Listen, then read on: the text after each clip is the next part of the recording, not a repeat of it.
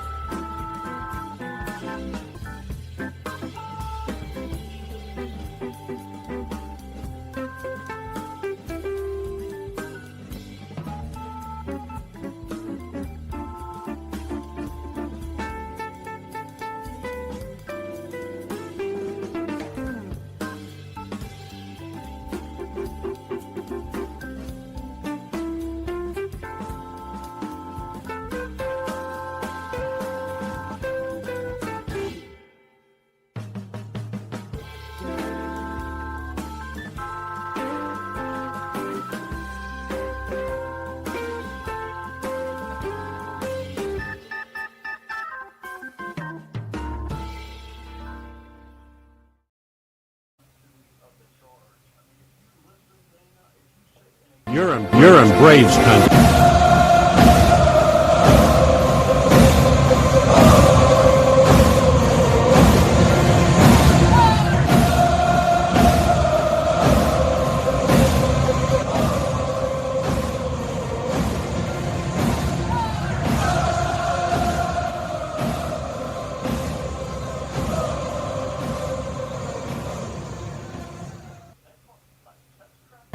You're in Braves country.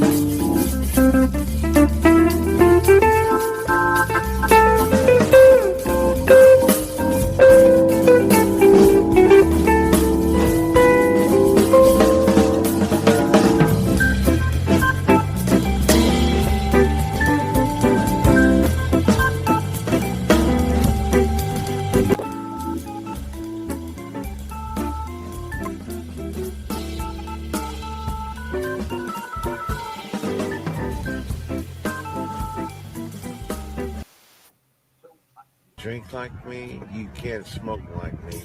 So don't try and be like me. Let's party together.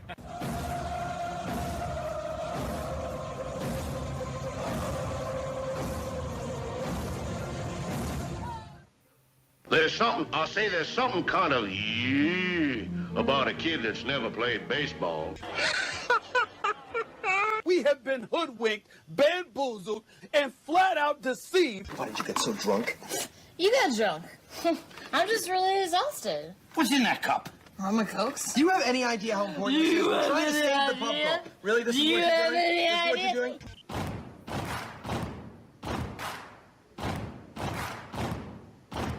Baseball is a beautiful thing. It's more beautiful in an old park. It's asymmetrical and quirky. But even in a dome with artificial turf, it's beautiful. The way the field fans out, the choreography of the sport, the pace and rhythm of it, the fact that that pace and rhythm allows for conversation and reflection and opinion and comparison. In right field, the crowd is tormenting Strawberry. Yankees singing Darryl, Darryl. Little roller up along first. Behind the bag. It gets through Buckner. Here comes Knight and the Mets win. And there's a fly ball deep to left. It's on its way. There it goes. And the Yankees are going to the World Series. Aaron Boone. Ground ball stabbed by Polk. He has it. He underhands to first for the first time in 86 years. The Red Sox have won baseball world championship. Can you believe it? It's a pastime, something you do. It's entertainment, something you watch. And it's a shared experience, something you talk about and read about. But you can apply those same three criteria to other things. What makes baseball special is that it's the best game that's ever been devised. Smith corks one into right down the line. It may go. Go crazy, folks. Go crazy. Sure as God made green apples, someday the Chicago Cubs are going to be in the World Series. A little bouncer slowly toward Bryant. He will glove it in front of Rizzo. It's in time. And the Chicago Cubs win the World Series. Cubs win. What a lucky break. The good Lord wants the Cubs to win. How can you not be romantic about baseball? If baseball is about caring, about loyalty and rivalry, Braves fans are on their feet hoping for some kind of a bleeder or a seeing-eye single. Here's the 1-2 pitch. Fastball hit high and deep down the right field line. It's going back, back, back. Is it fair? Is it zip, boom, bam, it's gone! Ram-a-lam, ding-dong, but 3-run shot, and your Atlanta Braves have taken a 1-run lead. She's gone, baby! There's a very peaceful thing. It was created and played in pastures and meadows. There's grass, there's outdoors, there's everything that people thought was American and feel about America. You get in a ballpark, and it's the wonder of walking through that dark tunnel and seeing a huge open space where men play the little boy's game.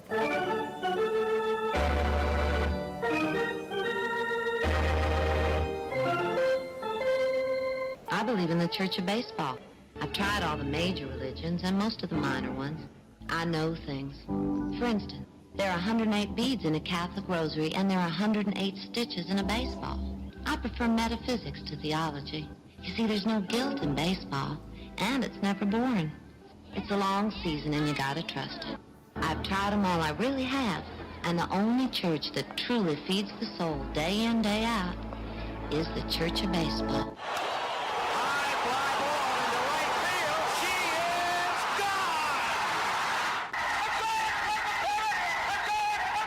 Swung line drive left field. 1 run is in. Here comes Reed. Here's the throw to the plate. He is safe. You're in Braves country.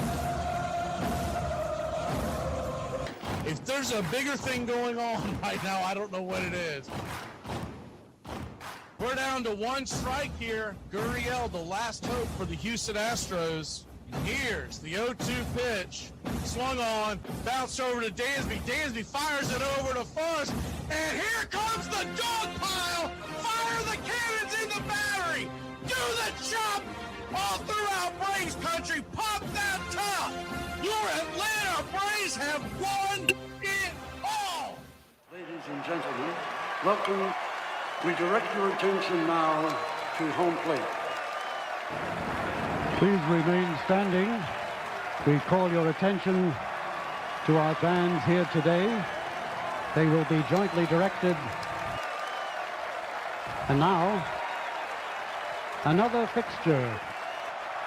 Our national anthem.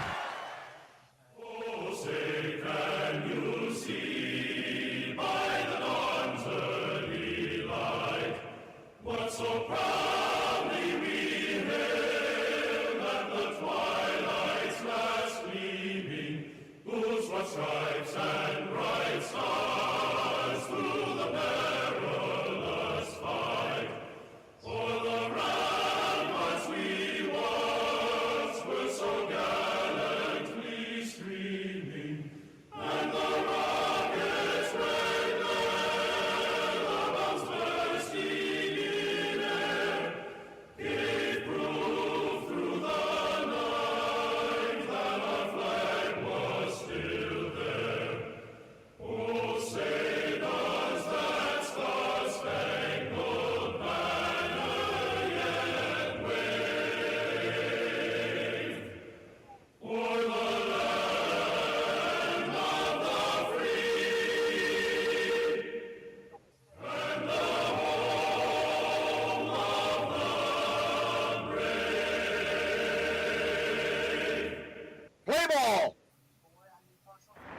At this time, ladies and gentlemen, we'd like to introduce today's teams as participants in this historic game.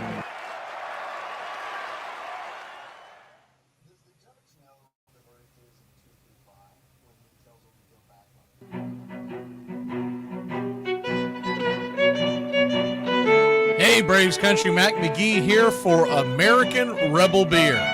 From the mountains to the prairies to your pint glass with white foam, we're bringing back beer with a backbone. All that matters in our brew is taste and a touch of American excellence. American Rebel Beer, born in the USA.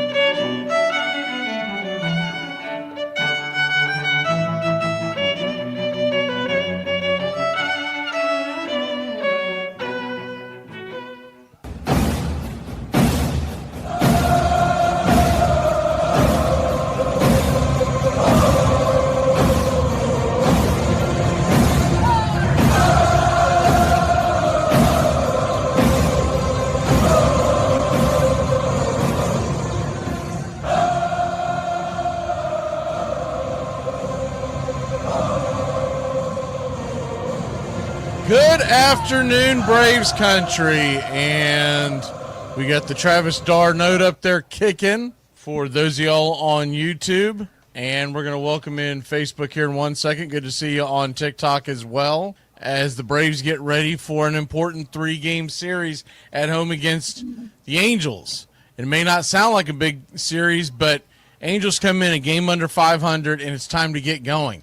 There can't be any more of these excuses and, oh, we'll get them next time, and, oh, well, we'll get it going before you know it, and all that nonsense, because when it's all said and done, this is what is going to be done and said about the Atlanta Braves team, because the next 12 games are going to be very important to the 2025 season, because you're going to be going into the All-Star break. The Braves brass is going to have to make tough decisions during that break, and one of the things that they're going to talk about is whether or not Braves are going to be buyers or sellers. I still think they're going to be, I'm not going to say stand patters, but they're going to be light buyers like they have been in the past, where they're going to believe in the roster that they have and they need to make some tweaks. But I don't think you're going to see some big trade come in, because you can't do that with the team that currently right now, as we come into today, realize this is going to be game 84. So we're already past the halfway mark. That is long gone. And by the time we get to the end of this run here, we're going to be talking about being, 96 games into the season? So when you come back from the All-Star break, you're basically going to have a 66-game stretch is going to be more like a sprint to the finish. With all that being said, these 12 games are going to be extremely important, because if you can't take care of games at home, as I double-check the schedule on the wall, 3 at home against Los Angeles Angels, and they're all night games, by the way, at Truist Park. Braves normally play very well in the night games at Truist Park. So, no excuses. Got to win this series. You'd prefer a sweep, but the Angels are actually playing above their head, even with the loss of Ron Washington, which our prayers go out to Ron Washington and his family. He is done for the season. They announced that last week. We talked about it, but he will not be. I doubt he'll be at the game. I would tend to think, even though he would love. I'm sure this is the series that he's going to be the most disappointed in missing, to be there in any capacity. I don't know that for sure, but I can't imagine he's going to be at the stadium, because he's going through whatever his health problems is, and that's his business, and they hope to have him back next year. But you're going to have 3 games at home against Los Angeles, and I get it. We don't have our top dogs pitching in this series, but you still have to win the series against the Angels at home. And then when you go into the Baltimore series, and we're going to get into the change on the starting pitching rotation. What you see on your screen, if you're watching on Facebook, if you're watching on YouTube, that is not updated. They have not updated it yet, but there has been a change in this pitching rotation. But what they did was that this coming weekend, they're setting themselves up for, because think about this. You set yourselves up for this coming weekend at home against the Orioles to go. So today they have flip-flopped and they've put Grant Holmes in the starting role today.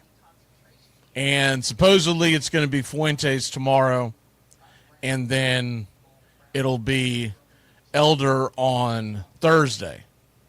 And we'll get into that, what the dangers of that is. But what that sets you up for on the weekend is that you will have Schwellenbach to Strider to Grant Holmes to finish out the weekend before you go out on an off day again on Monday. Then you can probably skip someone in the rotation because you're going to have 5 games left before the All-Star break. And you'll probably skip the rookie and send him back down unless he fires a phenomenal game on Wednesday, and then you still open yourself up to send down Elder. Whoever pitches better these next 2 days on Wednesday and Thursday, I think that's who gets the ball next week in the early part of the Oakland series, or they used to be Oakland A's, now it's just the Athletics. They call home Sacramento. That's why they're doing it. It seemed like there was a lot of head scratching going on X with the different writers about why they would put them back to back. That's why they're doing it. They might have just been tweeting out, thinking out, thinking ahead when they were first tweeting. And I get what their biggest question mark is, because if you look at the way it sets up now, is that Grant Holmes goes today, and then tomorrow it'll be Fuentes and then Elder. And it's a good argument, but the argument is you put Fuentes and Elder back-to-back nights against a pretty decent Los Angeles Angels lineup, you're asking for a nightmare of a bullpen situation. But look, the Braves are coming off an off day. That bullpen has been reset. You ought to be able to absorb whatever comes your way. And if it means that you have to have your long man do a bunch of innings in one of those games, then you'll probably just send him down and go grab somebody else. That's the answer. But the big answer is because that way Holmes can pitch on Sunday, and then they can skip either Elder or Fuentes on Monday because there is no game. It's an off day. And then you go into Oakland series. I did it again. I'm going to keep calling them Oakland until the end of that series. Go into the Athletic series, realizing that on those next 5 games, I know that's putting the cart before the horse. Everybody's got to stay healthy, et cetera, et cetera.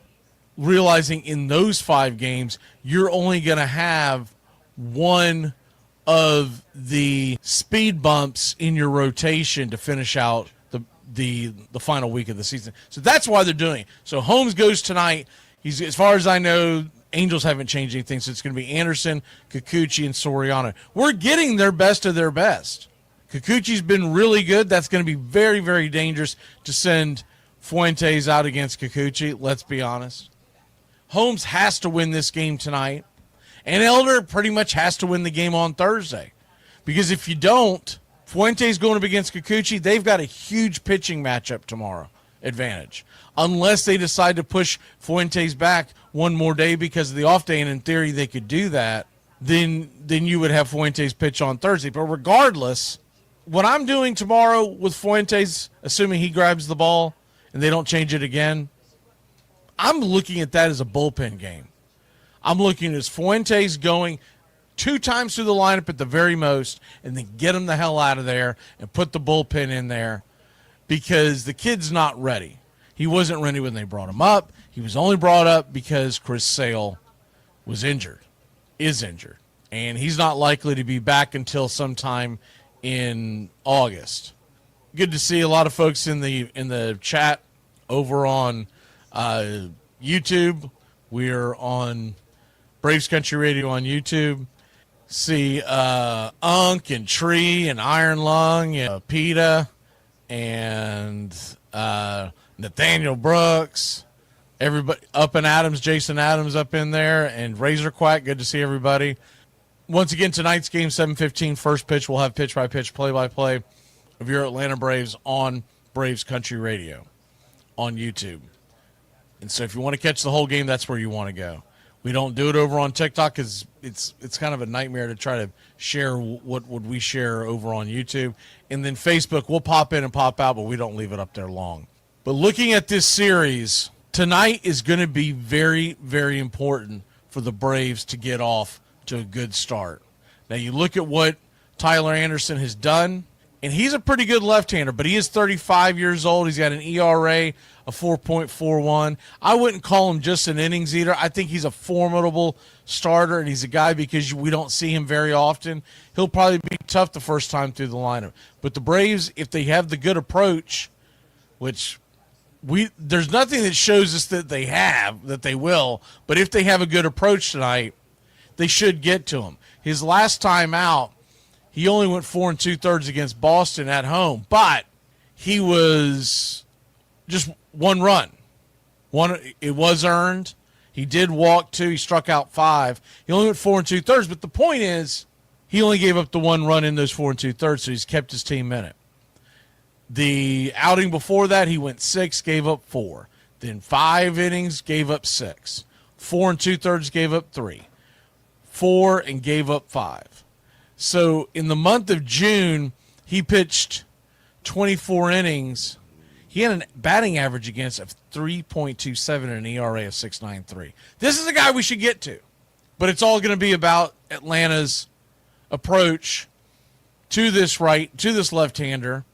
And with another left-hander, look, we've got left-handers tonight, and we have a left-hander tomorrow night. So Michael Harris II, I don't expect him to start until Thursday night, if then, because they want him to work on, they're saying work on his mechanics. It's not his mechanics. It's the fact that he swings at every damn pitch. He's swinging at pitches that are literally this far out of the strike zone. It's not your mechanics when you're swinging at a pitch. You're standing on a boat and you're swinging at a pitch that's in the water. That's essentially what he's doing. So they can say working on his mechanics, but they got to work on his approach and recognizing pitches. I still contend, I think one of his biggest problems is I don't see any evidence that in his career that he has been what you would consider like a gym rat, but I'm talking more about watching video and working on who he's about to face and know what he's about to see. He takes a lot of pride in his defense, and he's always out there working on that. But just going to the batting cage and swinging the bat, that's not going to change anything. It'll change little things, but what his problem is, you got to change your approach. And he's got to get to the point. And look, this is the risk that the Atlanta Braves took when they signed him to a long-term deal, and everyone's like, oh, the Braves got another great deal. Well, these are the risks you take. Now you're locked into a guy. You can't do anything with him because you're locked into him long-term. And though you're not paying him the moon and stars, you're paying him more than you would a bench player, so you got to get something out of him. And his defense is still elite, so that's not the issue. The issue is, can you put him in early part of the game, or does he turn into a guy that only starts against right-handers specifically, but then also do you typically only see him till the end of the game when the Braves have a lead and you're trying to put his glove out there on the field? It's not like the guys who are going to take his place are that much better. But Eli White will give you a professional at bat against a left-hander. But he's not going to all of a sudden turn into Manny Ramirez up there at the plate and just slapping the ball all over the place. You just hope that you get a competitive at bat, and maybe, if nothing else, Eli can push the runners across. And he's typically who's going to play center field for the Braves, assuming health for all these guys, when there's a left-hander on the mound. And I think what you're going to look at going forward is you're probably going to look at a true platoon the rest of the year. When the right-handers are on the mound, you'll probably get, I'll say 4 out of 5 games, it'll be Michael Harris. If you go through a long stretch where it's a bunch of right-handers, they'll probably give Eli a start here and there. Jurickson Profar's coming back, but he's not a center fielder. He's going to be a left fielder. And I'll say it one more time, I'm not convinced that it's Stuart Fairchild that's going to get the bump. I mentioned this last week, and I mentioned it the week before, and I know I've had some pushback. But I'm not convinced until I see it that Stuart Fairchild gets the kick down the road. I think there's a very, very strong possibility it's Alex Verdugo, because he doesn't bring you defense. His base running is average. I won't call it below average, but it's not above average. For an outfielder, it's average. He gives you okay defense in left field, but it's not elite by any stretch of the imagination, and his arm isn't anywhere near as strong as Fairchild's or White's. And though, yeah, you can make the argument, yeah, but you get the righty-lefty. That kind of goes away when you bring Jerks and Profar back, because now all you're looking for is one bat off the bench to spell, and it does not have to be necessarily a left-hander with Verdugo. You would love it if it would have worked out, but Verdugo looks like his time is, as they like to say, the clock is stricken midnight on Verdugo. And so I'm more expecting that Fairchild gets kept because of his base running, his glove, and he's swinging a pretty hot bat. That's not nothing. I mean, the guy, they had a stat up the other day. He was the only one in the month of, well, and granted, it was only 8 at-bats, but he had 11, I want to say it was 1101 OPS. It was somewhere in that neighborhood. I don't have it in front of me. Now, granted, when you only have 8 at-bats, all it takes is a couple of rips, and it puts you into a good spot on your OPS. But at least he's doing it.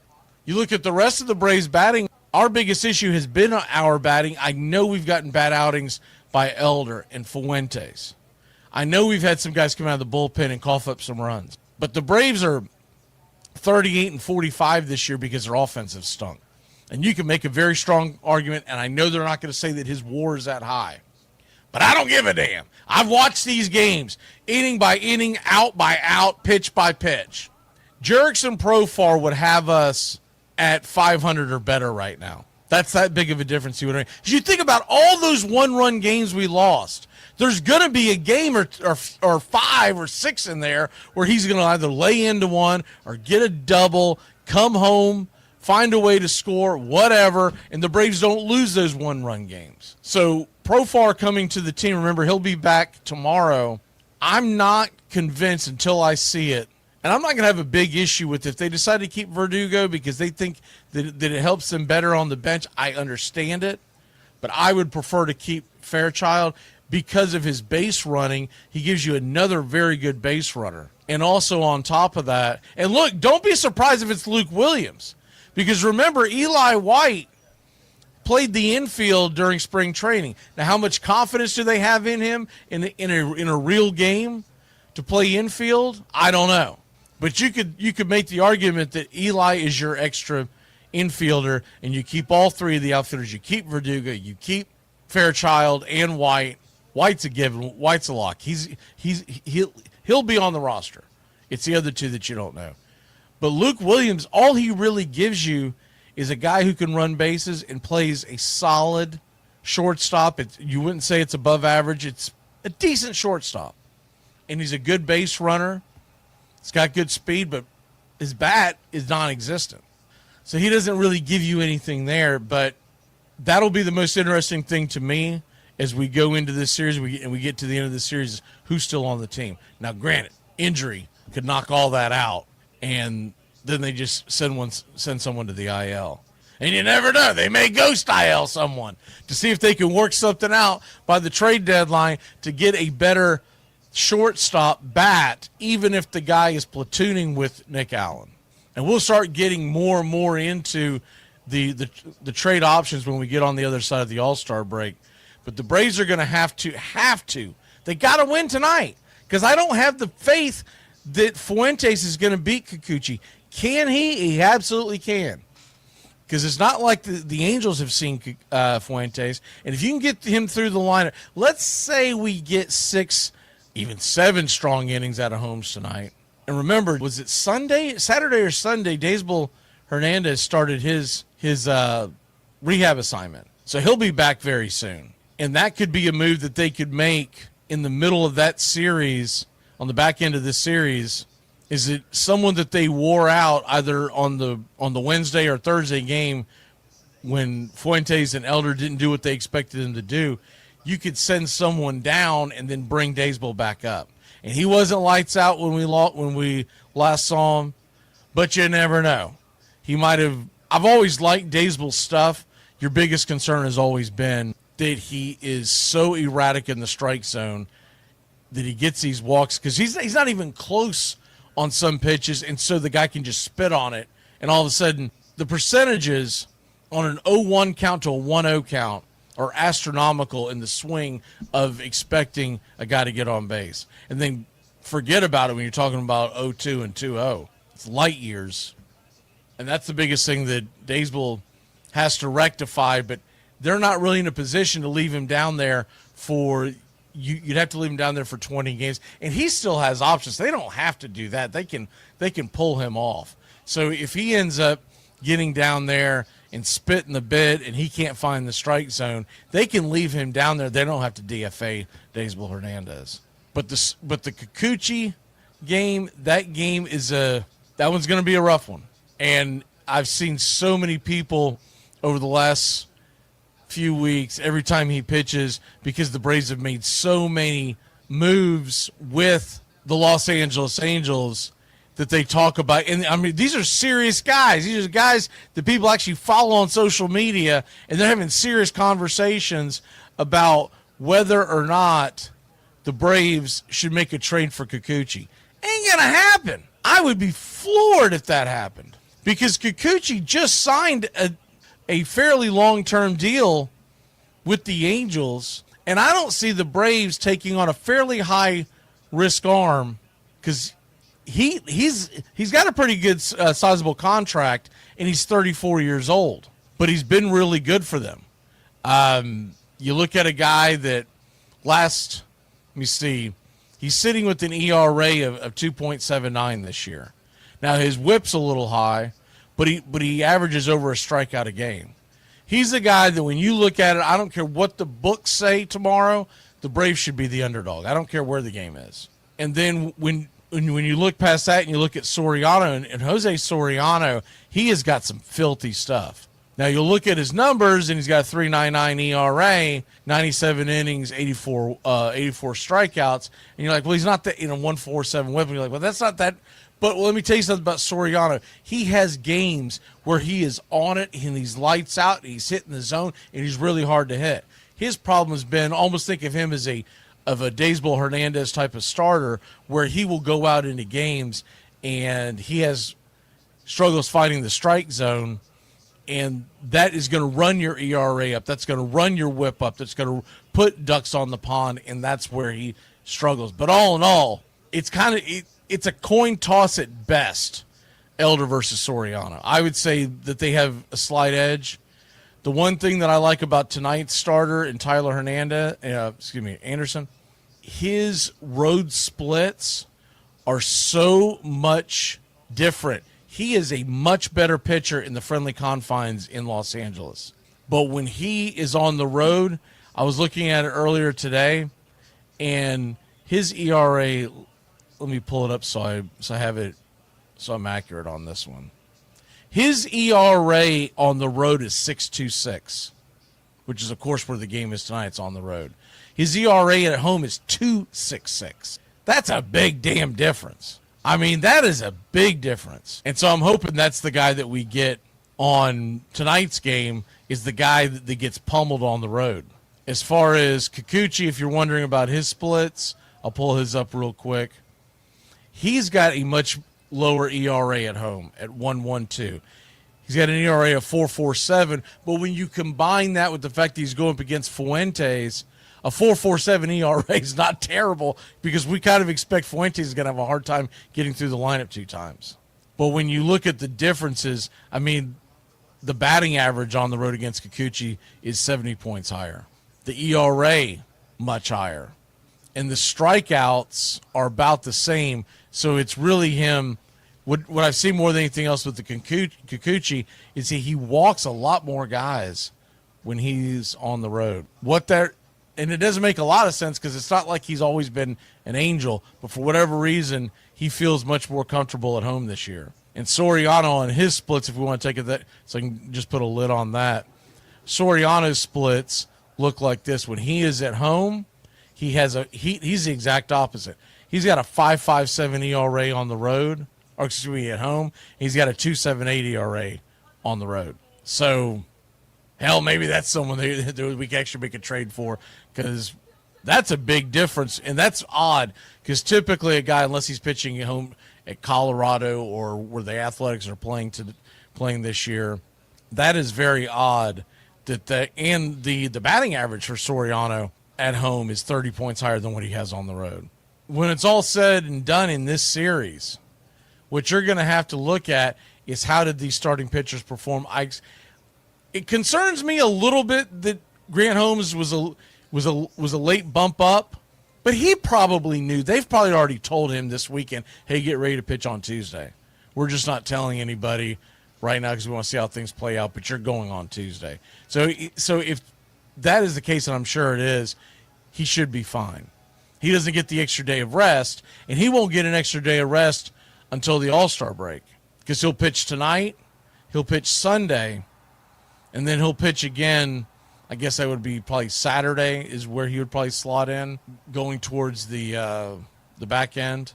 So that's what you have in a nutshell. As far as ex-Braves are concerned, we've got a lot of ex-Braves in this series. Travis d'Arnaud, I would hope that they let him start tonight in the first game of the series. Now, Logan O'Hoppe is their guy, and he is a guy that he is the catcher of the future.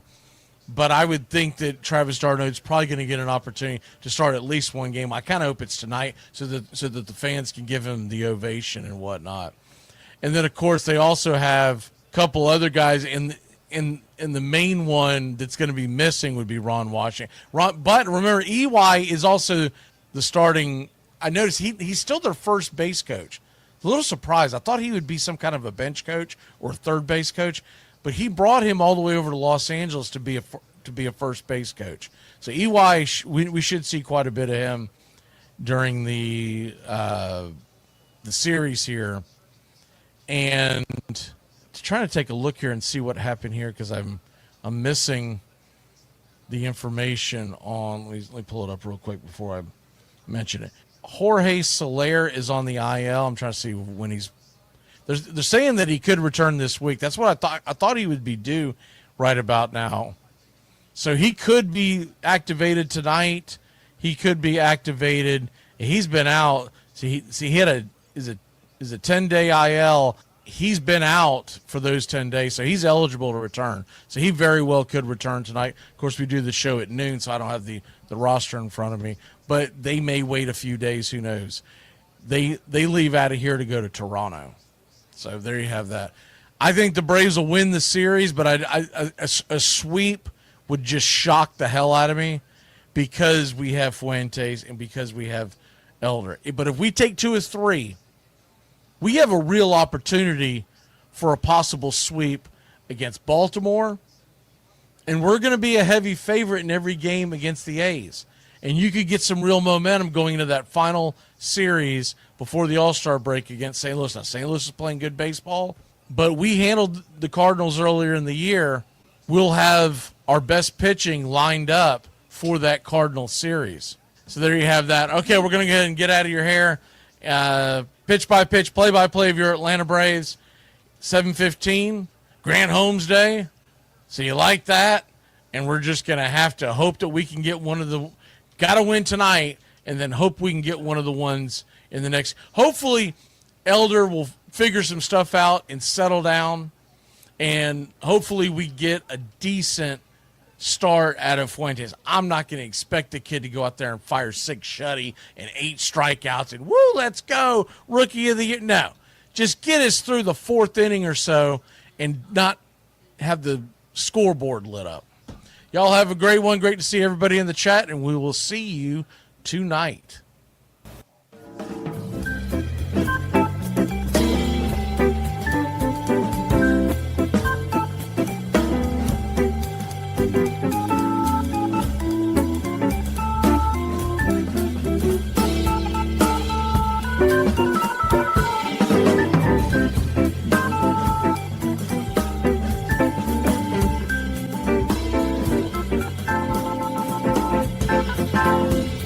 Thank you.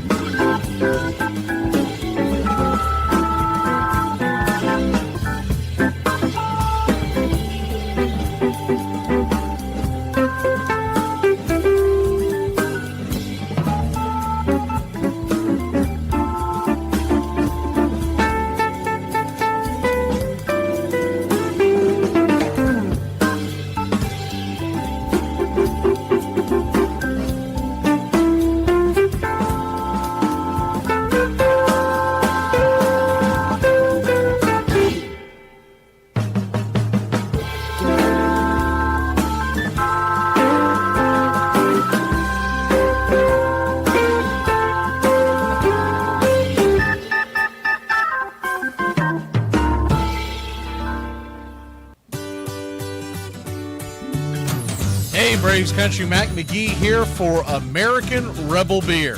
America's patriotic light lager, all natural ingredients. Stand tall, be proud. The perfect beer to celebrate life, liberty, and your pursuit of the American dream.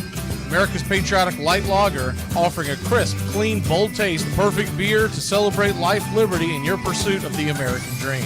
A beer with only 110 calories that tastes like a full-flavored beer and celebrates like freedom.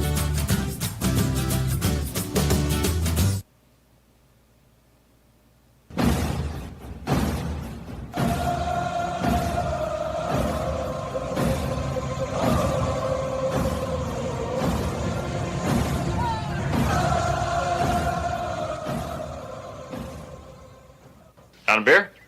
7 o'clock in the morning. Scotch? Hey, howdy, hi, and how the hell are you? Pull up an armchair, girls and boys, and join us for Braves Country Baseball. You're listening live, and the scene is Truist Park in Atlanta, Georgia. We're set to bring you pitch by pitch, play by play of your Atlanta Braves. Hi, I'm Mac McGee. Here's your starting lineups for today's action. Leading off and playing shortstop for the Los Angeles Angels, Zach Nato. 12 home runs, 29 RBI, 13 stolen bases, batting .273. Batting second, playing first, Nolan Shanuel. 7 home runs, 32 RBI, 3 stolen bases, batting .271. The designated hitter and batting third, Michael Trout. He has 13 home runs, 31 RBI, 2 stolen bases, batting .230. Batting cleanup, playing left, Taylor Ward. 20 home runs, 57 RBI, 1 stolen base, batting .216.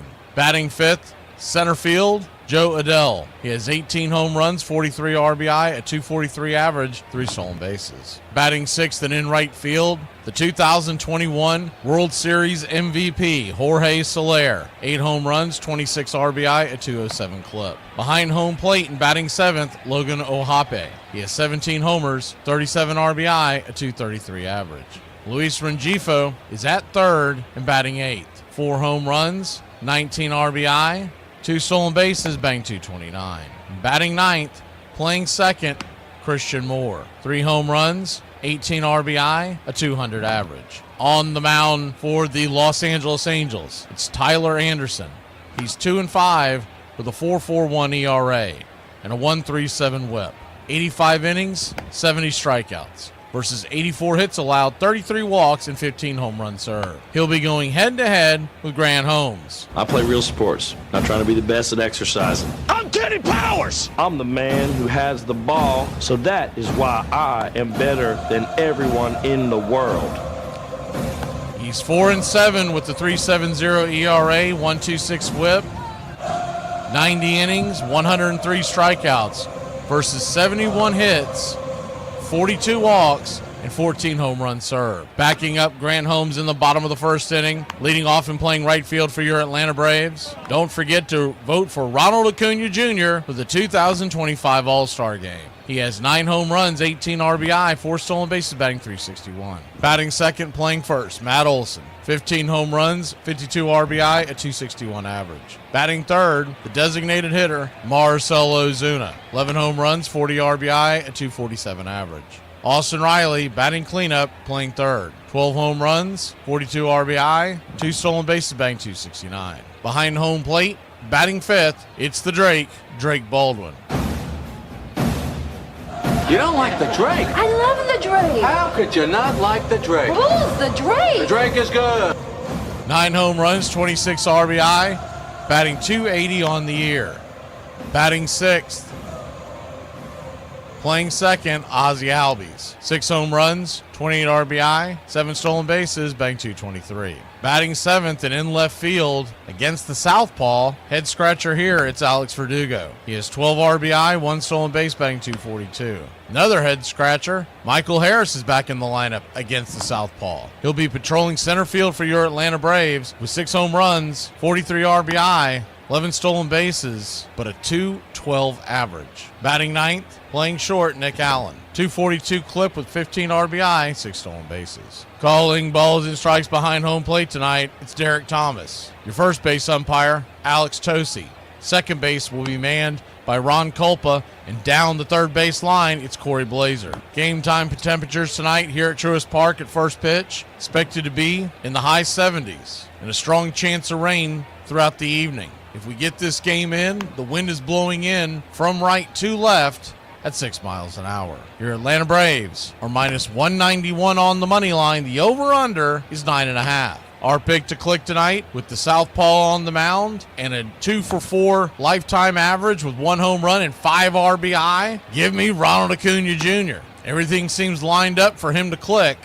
Other guys to keep an eye on: Ozuna's 3-for-9 lifetime. Riley is 2-for-3 with the home run, and Ozzie Albies is 4-for-6 with 3 home runs and 5 RBI. That was a long time ago. Alex Verdugo is also 3-for-8, which might explain the reason why he's in the lineup, even though it is a left-hander. Harris, though, has never faced Anderson. We'll see if he's made any adjustments over the last few days. With a few guys in this lineup with good numbers against tonight's starting pitcher, assuming we get the game into full, we're going to take your Atlanta Braves to put some runs on the board. Nice break from what is usually a tough offense to watch. Give me the Atlanta Braves to beat the Angels tonight, 6-2. American Rebel Beer keys to the game tonight. It's going to be all about if the Braves can put those runs on the board against Anderson. Though we've got a good starter on the mound in Grant Holmes tonight, this is a pretty good Angels lineup. They've got 5 guys in double digits with home runs. Soler, Shanwell are just a couple away from that number as well. So top to bottom, there is power throughout this lineup. The key is going to be to get the starters out early throughout this series, especially tonight. The Los Angeles Angels bullpen is ranked 26th, 4th from dead last in Major League Baseball, 2nd to last in the American League. Their ERA, team ERA of the bullpen is 5.17. They've given up 49 home runs from that bullpen and a whip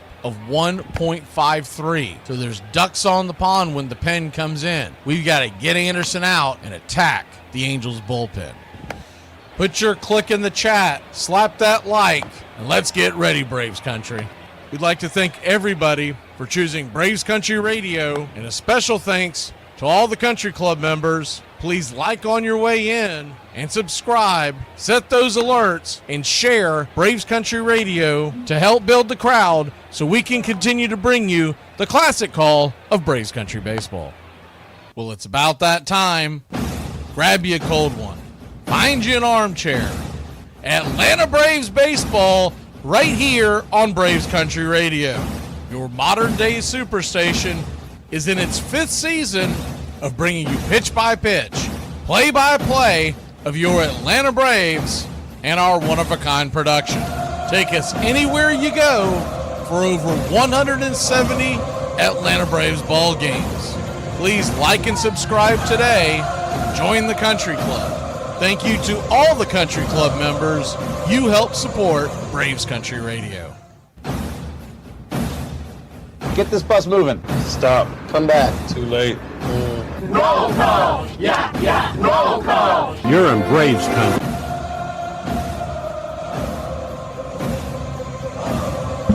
Good evening, Braves Country. Good to see Mark Ricky Ricardo in the chat tonight. Brian B.A. Baracus. Gary the Real McCoy. Neil Pearson, Country Club member. John in the Country Club. Tree Nug, Country Club member.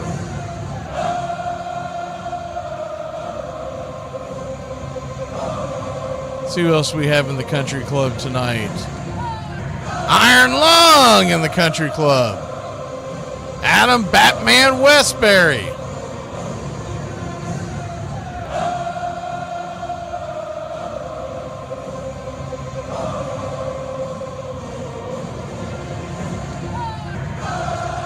Uncle Charlie Fritz, Country Club member. PETA, Country Club member.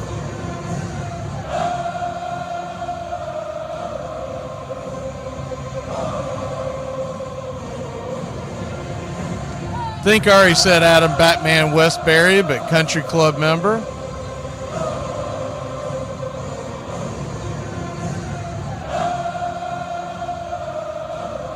See who else we have in the country club tonight. Appreciate all you country club members. Iron Lung, country club member.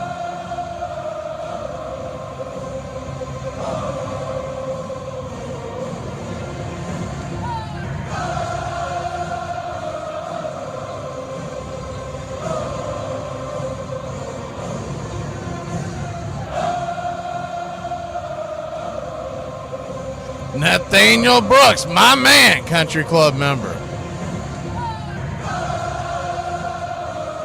Pushing Buttons, country club member. Assuming Edward Spry is in here. I haven't seen him yet, but I'm assuming he's here. Jason Up and Adams, country club member. Gifting 5 memberships. And PETA gifting a membership. George Rogers, country club member. Is that the George Rogers? The tailback, South Carolina?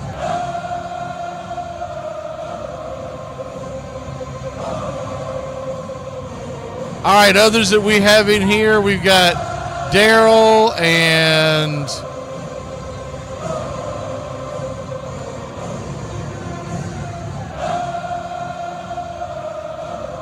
George.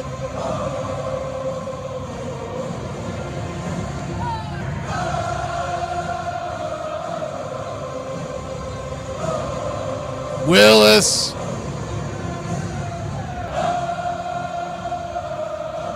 Tyler Benson, country club member.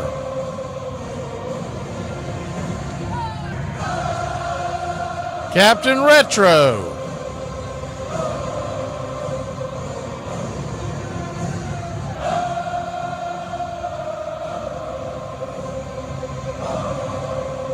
Charlie Elrod, country club member. I think we might have missed you, Charlie, on the way down. Scrolling back up.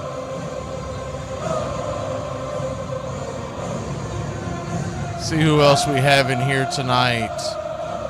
Thought I saw some other ones. Trying to scroll the way back to the top. Jameson.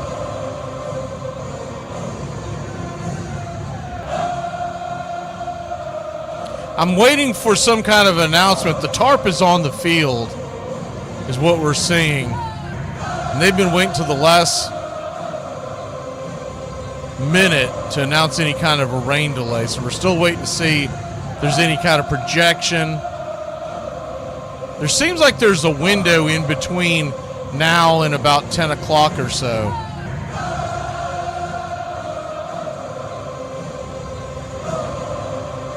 They've got the tarp on the field because they're trying to prevent any kind of rain that might come down before first pitch. So we may get this off and going at the start, but we may get a rain delay as well. They have not come through yet. Let's keep refreshing. Here we go. What do we got here? And we get the old-fashioned rain delay news. We'll hit that up when we come back. It's very vague. We'll be back in a flash to get you set and kind of lay out what we're going to do. Hey, Braves Country, Mac McGee here for American Rebel Beer. America's patriotic light lager, all natural ingredients. Stand tall, be proud. The perfect beer to celebrate life, liberty, and your pursuit of the American dream. America's patriotic light lager, offering a crisp, clean, bold taste. Perfect beer to celebrate life, liberty, and your pursuit of the American dream. A beer with only 110 calories that tastes like a full-flavored beer and celebrates like freedom.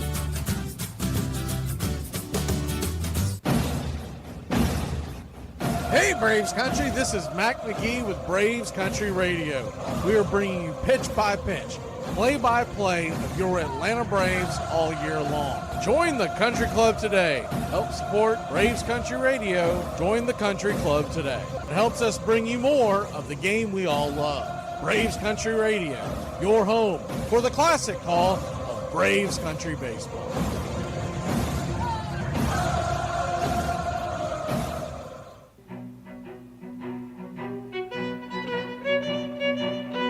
Hey, Hey, Braves Country, Mac McGee here for American Rebel Beer.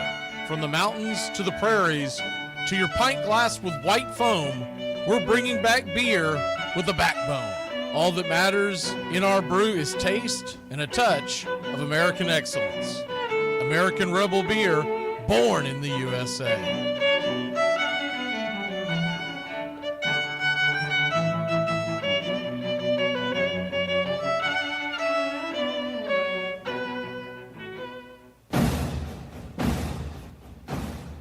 Ladies and gentlemen, we interrupt our program of dance music to bring you a special bulletin from the radio news. Sit quietly and we will control all that you see and hear. There is nothing wrong. You are about to participate in a great adventure. You are about to experience the awe and mystery. You unlock this door with the key of imagination. Beyond it is another dimension, a dimension of sound, a dimension of sight, a dimension of mind. You're moving into a land of both things and ideas. You've just crossed over into Adventures in Time and Space. We offer you Braves Country Radio, your home for the classic call, Braves Country Baseball. Hi, folks. Join us now for another Braves ball game. Yes, sir. This is the one we've been waiting for. This is it. This makes you feel like it's spring and baseball, no more measles, and free tickets to the circus. You're in Braves Country.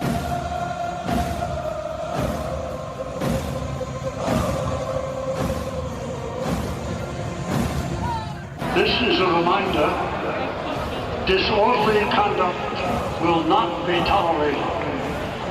Please respect your fellow fan and refrain from any unruly behavior. Failure to comply with these guidelines will result in ejection.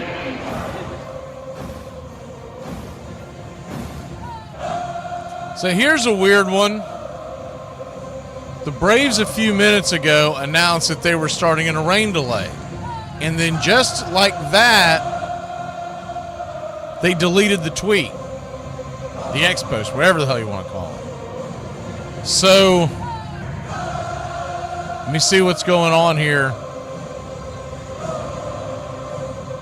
Looks like it's going to be a pretty short delay. The tarp has been on the field, and the LA broadcast showed them sweeping water off the tarp, but it looked like they had pretty clear skies. Now, there is another front coming in that's going to make it dicey on getting the entire game in, at least without a delay, but nonetheless, we're going to be here for it. I'm just waiting to see an actual heads up of when they are actually planning on playing.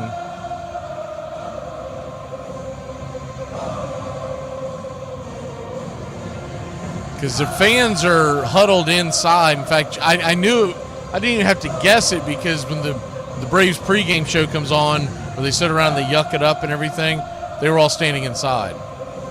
Now what they're showing now on the Los Angeles broadcast is them yanking at the tarp, but they're not giving a strong indication, although the tarp does look like it's coming off the field. So it may be a very, very short delay. They look as though that they're bringing it off. So what we're going to do is we're going to take a really quick break and reset here and get set for pitch-by-pitch, play-by-play of your Atlanta Braves, as I got to contact the radio station to let them know to be on standby. So I got to do all that. We'll be back in a little bit here on Braves Country, and I guess I'll just do the take me out to the ball game while we try to figure out what's going on.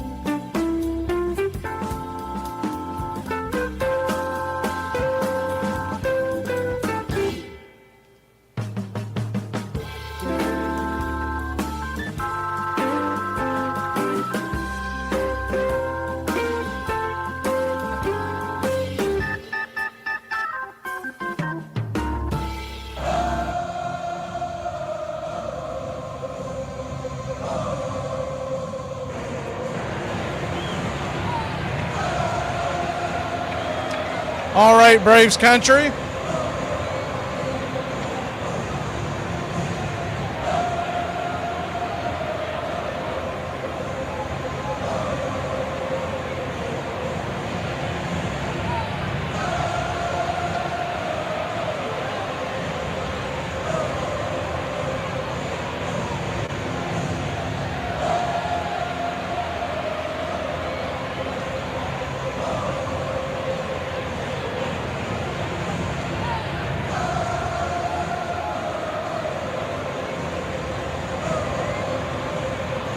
We are just about set for pitch-by-pitch, play-by-play of your Atlanta Braves after a very short rain delay. Grant Holmes is firing in his warm-up tosses.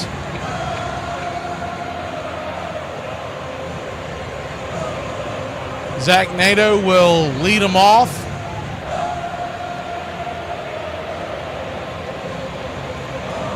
On the defensive side for the Atlanta Braves, left to right around the outfield, it's Verdugo. Harris is back in the lineup against the lefty, question mark. And Acuna. Riley to Allen to Ozzie to Olsen around the horn. Nothing has changed there. And Drake Baldwin, it's his turn behind the plate today.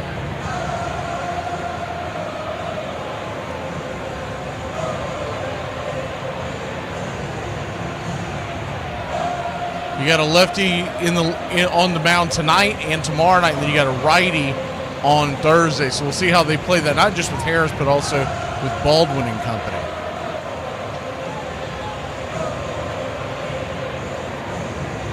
We're going to go ahead and put the block up on the screen so you don't have to see all the jiggling around that the screen does when we bring it in. We are just about set. The Braves are wearing their home whites. Braves across the chest in red outlined in navy. Same with the tomahawk underneath and the numerals on the back. Names in navy. Navy ball cap, red bill. And the white A representing the city of Atlanta. And we are set. Yes, sir. It is baseball time in Braves country. And the first pitch on the way to Nato is popped up. Can of corn. Allen goes up the mound and almost fumbles the ball as he almost trips over it, but a great job by keeping his eye on the prize. Man, that was almost a disaster. One away. Still waiting for the 3D to pop in. I don't know if that rain delay had anything to do with it, so we're waiting for it to get set again. First pitch on the way, righty-lefty matchup. Chanel, the four-seam fastball. Nolan Chanel, 7 home runs. Pitch misses outside. It's 1-0. The 1-0. 94 misses well out of the zone. Ball 2-2-0. So a 2-0 count. I think we're getting the 3D in play now. Here we go. The 2-0 pitch, swing and a miss. Over the top, it's 2-1.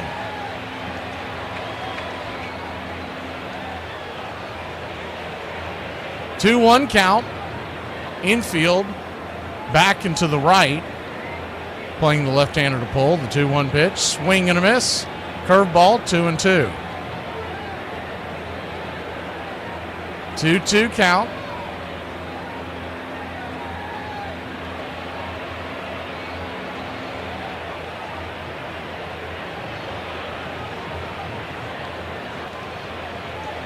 Angels offense ranks 7th in the American League, so about halfway. The 2-2, swing, lifts it, into right field, running in, making the easy catch is Ronald Acuna Jr. for out number 2. So 2 up, 2 down.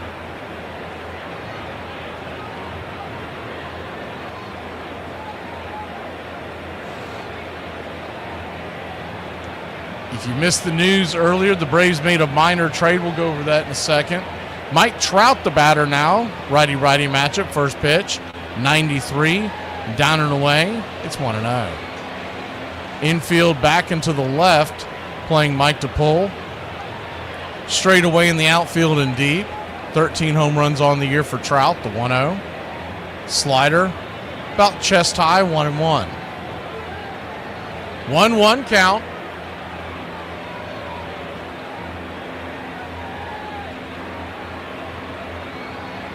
Kicks and fires. Down and away. 2-1.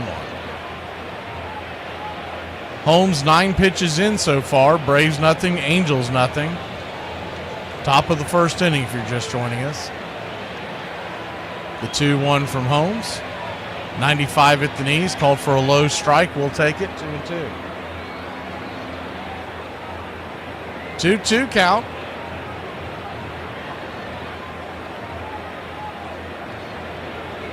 31 RBI and a 788 OPS for Trout, and he spent some time on the IL this year. The 2-2. Caught! Look at strike 3. He got caught watching the paint dry. Slider at the knees, and that'll end the inning. Braves put him down in order. 1, 2, 3.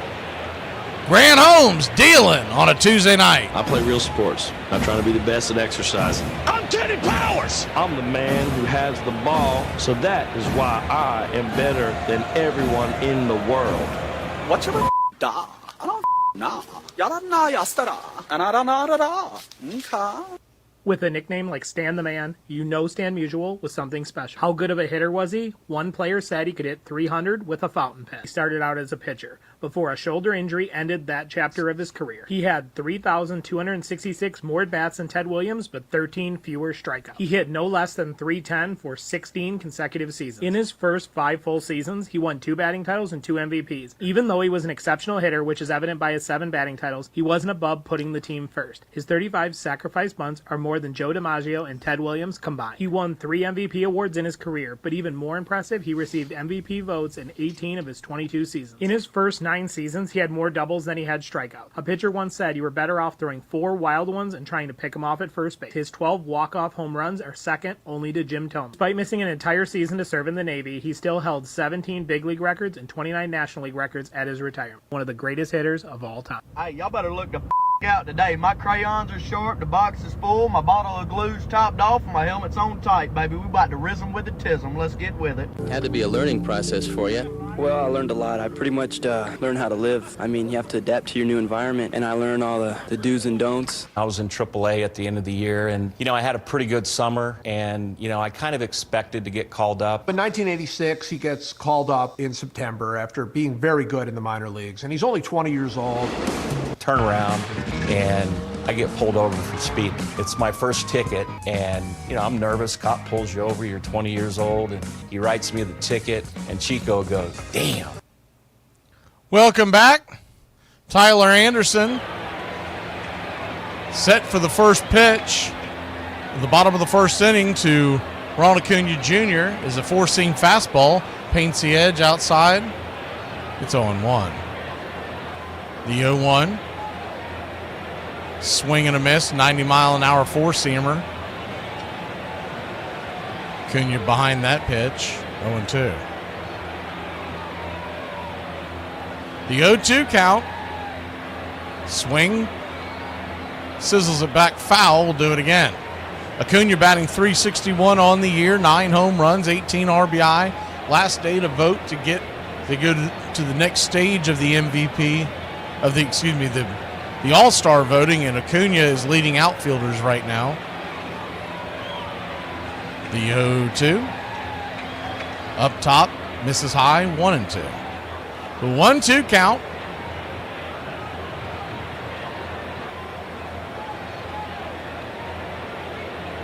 Kicks and fires. 87 up top. Got a very friendly call. Evens up the count 2-2. That pitch hit the top of the zone on the inside. About half the ball hit the zone, the 2-2. Swing and a miss, strike 3. Took him an extra pitch, but he gunned him down, one away. One down.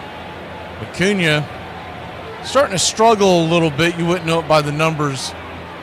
But remember, he was hitting 400 middle of last week. So he's, ever since that solo home run versus the Mets and they started pitching him inside, everybody's been following suit, and he hasn't adjusted. First pitch on the way to Matt Olson is a four-seam fastball right down Main Street. It's 0-1. Once this game becomes official in the 5th inning, we can then say that Jerickson Profar will join the team tomorrow. The 0-1, that ball's going to get sliced into left field, down for a base hit, and Matty O, the Ice House, one out single. This is not watered down. This is Ice House. Ice House. Smooth as it gets. He'll extend his 31-game on-base streak. Just a little dump job down into the left field. Ward quickly on it. And Marcell Ozuna to the plate. Ozuna. They're going to flip it over to first real quick. I don't know if Anderson didn't read the scouting report, but Olson is not a threat to run. Anyways, today the Atlanta Braves acquired Hunter Stratton, a right-hander. As the first pitch is a changeup off the plate to the Big Zoo. It's 1-0. In exchange, they sent outfielder Titus Dimitri in cash considerations and optioned Stratton to AAA Gwinnett, the 1-0. Up top for a strike, changeup, 1-1. To make room on that 40-man roster, they put Chris Sale on the 60-day IL. I don't think he was expected to be back till mid-August anyways. The 1-1 swing. That ball's hammered down the left field line. Foul. 1-2. Because they're going to have Sale shut down for about a month, maybe a little more, and then he's going to have to build back up because he can't throw when he's on the IL with the rib injury. The 1-2 count. Swing, pops it up. Back foul and out of play. We'll do it again. I don't think that was a big shock to the Braves. Most of the Braves fans, I'll say. But it is official now. The earliest he could return is middle of August. The 1-2 count. Swing and a missed strike 3. Pulled the string on that changeup. 2 down.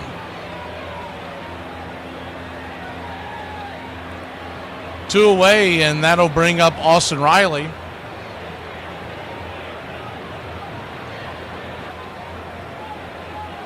Riley. First at bat of the night as he digs in. With a .269 batting average, first pitch on the way to the rake is a swing and a miss changeup. It's 0-1. It's one of his favorite pitches. Tyler Anderson will throw that changeup off the edge to a right-hander to get him to swing just over it. 12 home runs, 42 RBI, a 745 OPS. The 0-1, that ball's hammered off the wall. That's going to get down where the green grass grows. The ball comes off the wall and into the glove of Ward. He'll fire it into the infield, but not before the rake has hit a 2-out double. You're my boy, Blue! Blue, you're my boy! They had to hold up Olsen. I don't even know if you've got good speed if he's going to score, because that Taylor Ward, he did a great job of bringing that back into the infield quickly. But now a single as Drake Baldwin comes to the plate. A single could possibly score you two to get you going. Riley's 15th double of the year, first pitch on the way. Swings at a sinker, about chest high, fouls it straight back. It's 0-1. Lefty-lefty matchup. A .280 batting average with 9 home runs, 26 RBI.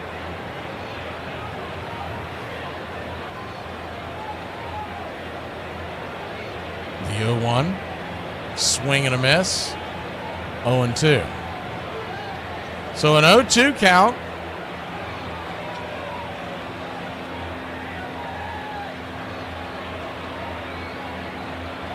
Drake's going to take his time out and step out of the box for a second. Versus left-handed pitching, he's batting 10 for 29. The 0-2. Woo! Close inside cutter misses. 1-2. 1-2 count. The infield is playing Drake pretty straight up. They are backing to the right a little bit, but not it's not an overshift like you see with some left-handers. The 1-2. They set up out wide. Anderson's going to step off the bump and reset.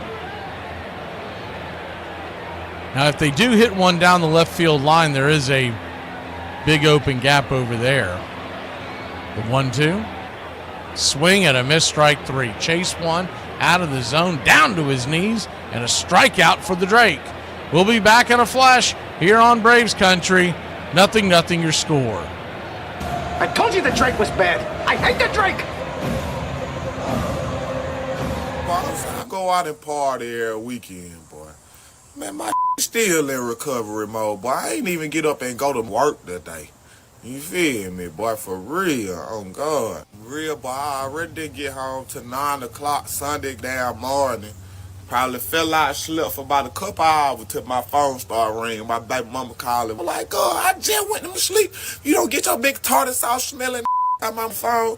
Reason why your body made like supposed to be in a wheelchair somewhere. Boy, I gave that the blues, boy, for real. And hung up, made me so mad I just got up. Get what I did? Just started drinking again. Boy, I got sat around and started drinking again. Everything got drunk from Saturday night. All this came back, boy. Say, boy, I woke up this morning, boy, I looked up, boy, that my body said, boy, you ain't finna do today. Here are the ground rules. You can punch me, kick me, pull my hair. I am A-OK being stabbed. Biting and scratching are on the table. You can use fire. These are the ground rules? Is there anything off limits? Damn, man. You got something really sick you want to do, huh? Oh, you little pervert. All right, I like it. First start was pretty cool. Grew up a huge Reds fan. Sure enough, I got my first start in Cincinnati. Well, a child shall lead them. Greg Mannix was 20 in April. One of the coolest things in that game was Pete Rose was player manager back then. And that was one of the guys I idolized as a kid. And he put himself into pitch hit against me in the 8th inning. He hit a one-hop missile. Exit velocity was probably 90, 95 in today's terms. I really have never seen anybody that getting outs look so easy. Ground ball, they're going to get one at least. Cubs win. And everybody congratulating the 20-year-old kid. In his first start in the big leagues, he not only wins, but pitches a complete game. Welcome back. Grant Holmes goes back to work. Righty-righty matchup with Taylor Ward standing at the plate with 20 home runs this season. First pitch on the way is a slider in the dirt. It's 1-0. He's got a .216 batting average, but an OPS of 768. 57 RBI already. The cleanup hitter for the Halos. The 1-0. Cutter misses down and away. Ball 2-0. 2-0 count. Looks like Mets and Brewers have been postponed because of weather. The 2-0. 3-0. Slider in the dirt, nowhere near the zone. So I don't know. They didn't mention whether or not they had rescheduled it. I'll get that out to you once we get some information on it. The 3-0. Fastball right down Main Street, 3-1. Everybody's wanting Nicky Lopez. Have y'all looked at his numbers this year? I thought it was funny because I saw someone talking about that. I said, yeah, he'll fit right in with this group. He's hitting 0-43. The 3-1. 94 below the knees. That ball 4, and Taylor Ward will head on down to first. Nobody out to start the second inning. Leadoff walks. Those normally come back to haunt you. Seems like there's always at least one inning that Grant Holmes struggles with control. First pitch on the way is a slider out of the zone. 1-0. So 5 balls in 6 pitches to start this inning. The 1-0. Swing and a miss. 1-1.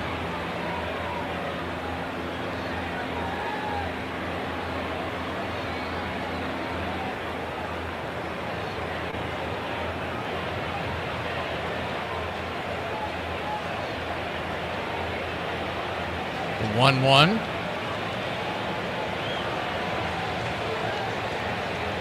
Misses. 2-1. So a 2-1 count.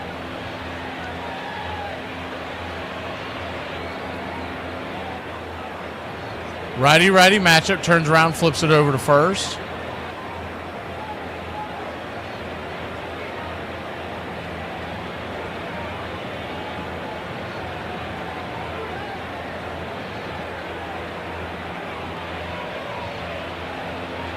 The 2-1. Inside. 3-1. So a 3-1 count.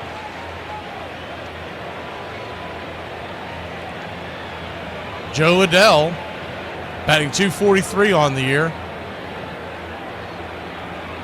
Swing and a miss. 4-seam fastball. Full count.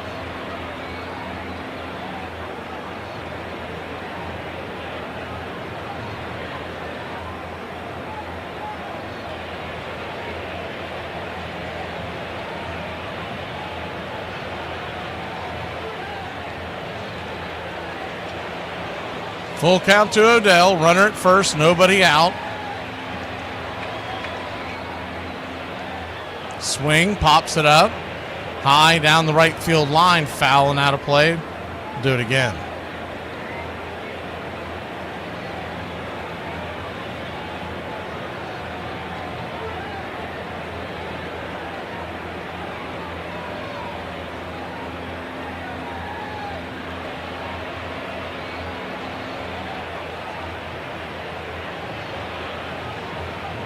Holmes 22 pitches in. 94-mile-an-hour fastball caught looking at the knees, one away.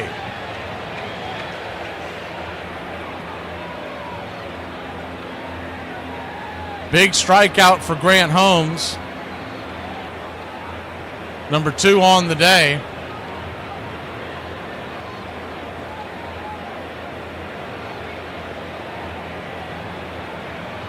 First pitch on the way to Adell is a 95-mile-an-hour fastball right there on the outer edge. It's 0-1.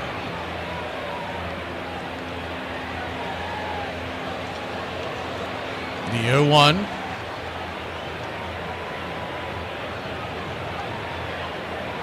Swing, fouls it back.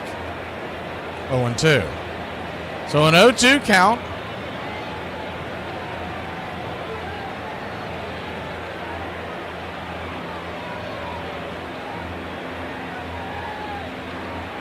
Jorge Soler, 8 home runs on the year, 26 RBI.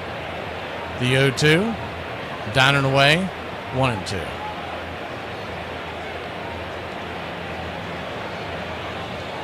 One-two count. Runner at first, 1 out.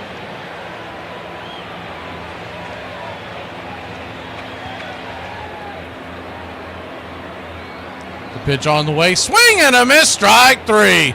Got him with the slider. 2 away. Good pitch.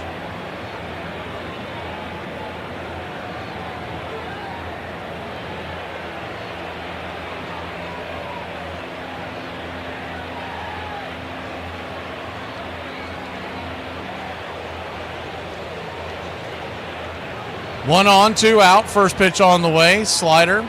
Down and away. It's 1-0. Oh, Hoppy, the batter.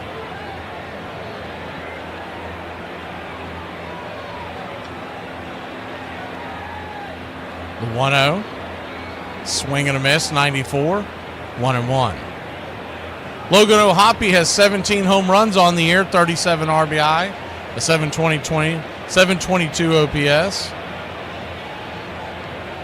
The 1-1. Swing and a miss. 1-2.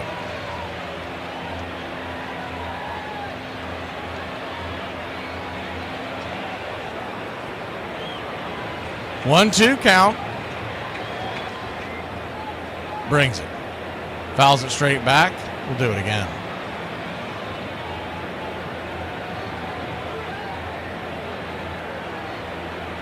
Grant Holmes, 31 pitches in, so he's right about where he wants to be. Would like to get out of the inning here. The 1-2 from Holmes. Swing and a miss. Strike 3. 4 strikeouts on the night. Struck out the side. Did allow a base runner, but he's cooking. I play real sports. I'm trying to be the best at exercising. I'm Teddy Powers. I'm the man who has the ball, so that is why I am better than everyone in the world. If Aunt Baby were alive today, how old would she be? She'd never make it. Pitch to Ozuna. Swung on and blasted. Deep to left field, forget about it. 2-run homer, Marcell Ozuna. And the Braves with a 5 spot on the board here in the top of the 10th inning.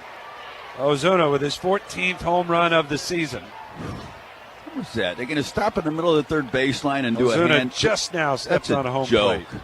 Ron Washington, that's just not professional. Stop in the middle of the third baseline so they can do a little hand dance. Got him! Got him! Hey, young people, I want to let y'all know right now, we raising the retirement age from 65 to 70. So now you got to work from now until you 70 to afford a basic living. Bro, I'm not doing this. What you going to do, just not have a job? Hell yeah. I'll off myself. Before I work my whole life away just to barely get by, I'll take myself up out this. I'm already not making it. What more can I lose? I work for $1 billion company, and I'm struggling. There you go with that. I bet you want us to increase wages next, huh? Yeah. That would be amazing. And see, then the price of stuff gonna go up. Why the government ain't got no retirement ages? Y'all get to be rich zombies, and that you don't start living good when you leave. Y'all be living good from day one. In 1856, a British-born music teacher and enthusiastic cricketer named Henry Chadwick saw the Knickerbockers play the New York Gotham and became an instant convert to baseball. Chadwick developed the box score, wrote and edited the most popular players' manual, and launched one of the first baseball columns, covering the Knickerbockers and their challengers, the Gothams, Eagles, Empires, Excelsiors, and Atlantics, in the pages of the New York Clipper. And he began keeping comparative statistics so that he could measure one player's performance against another.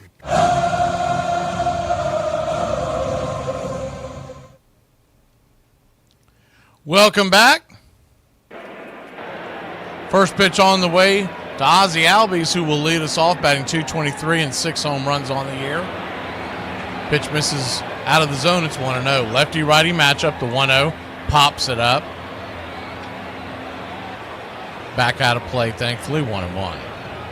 1-1 count.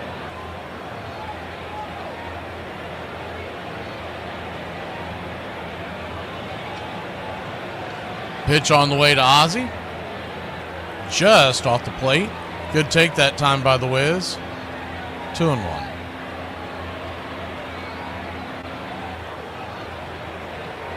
Anderson comes set. Kicks and brings it. Swing! That ball's lifted into left field. Coming in, making the running catch with ease is Taylor Ward for out number 1.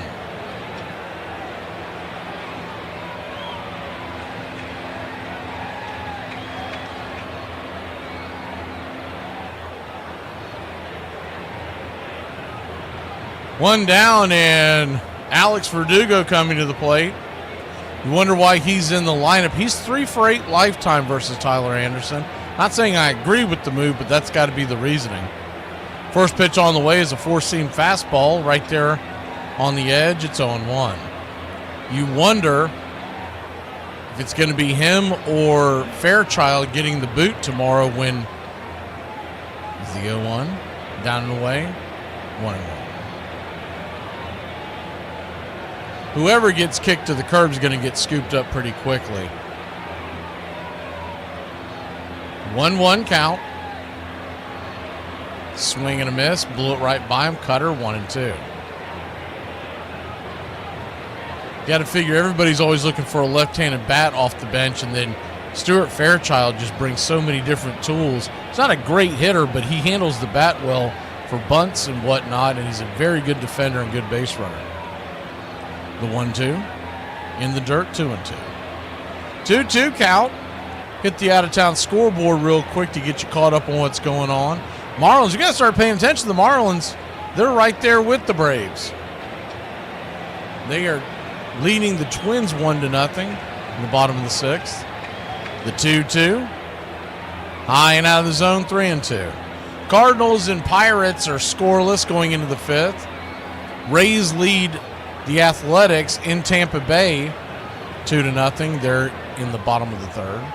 The payoff pitch, outside, wide, ball 4. So Dr. Doogie will head on down to first with 1 on, 1 out. And here we go.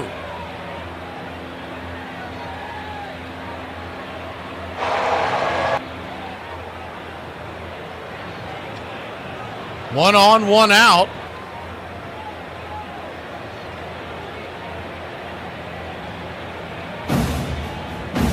Michael Harris coming back to the plate for the first time in a few days. What's going on? First Blood pitch. pressure's coming up. The pulse is getting stronger. 89-mile-an-hour 4-seam fastball. Down and away. Get the O already. We've got a live one going, and we want him to stay that way. 0-1. Lefty-lefty matchup. The 0-1. 88 below the knees. 1-1. Guarantee you they talked to him about maybe taking at least the first 2 pitches and maybe all the way to the second strike, especially in his first at bat, so he can see the guy's delivery. The 1-1 swing, fouls it away. 1-2. That wasn't a bad pitch to swing. I still don't like the way he's trying to uppercut everything. Used to a pitch like that, Harris would be looking to hit it towards left field and just get on. 1-2 count. Runner at first, 1 out. The pitch. Down below the knees, very close pitch. Good take by Michael. Very gutsy take because a lot of times that gets rang up for strike 3. It was just below the zone. The 2-2. Anderson comes set. Swing, pops that one up. Lazy fly ball into left field for out number 2. Verdugo will retreat back to first.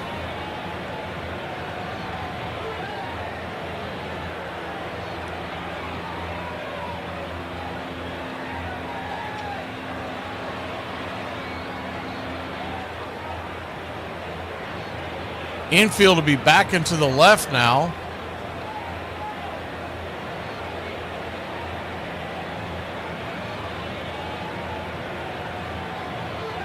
As Nick Allen comes to the plate.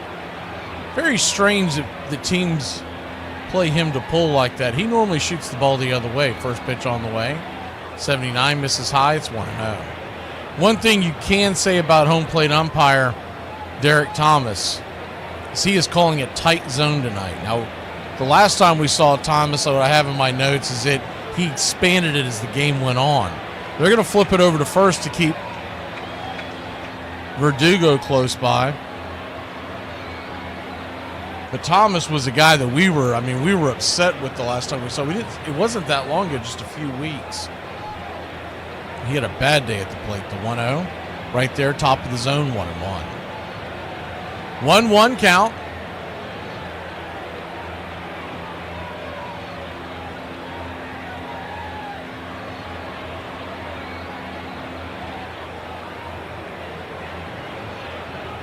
Lefty, righty, the pitch. Down and in, 2-1. Good take.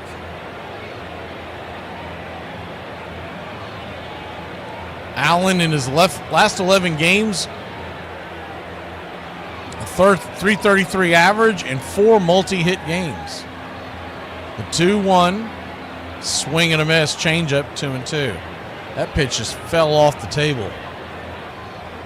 Standing on deck is Ronald Acuna Jr. 1 on, 2 outs, a 2-2 count to Allen.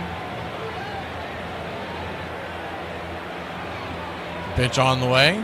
Swing, pops it up, back foul. We'll do it again.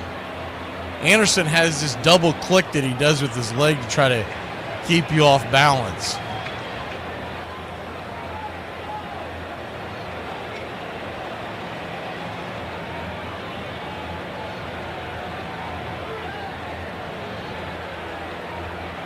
The 2-2 count.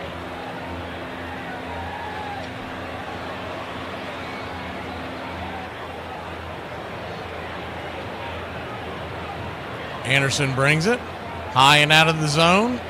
Strike 3. Allen did not like that call at all, and I can't blame him. Bad call.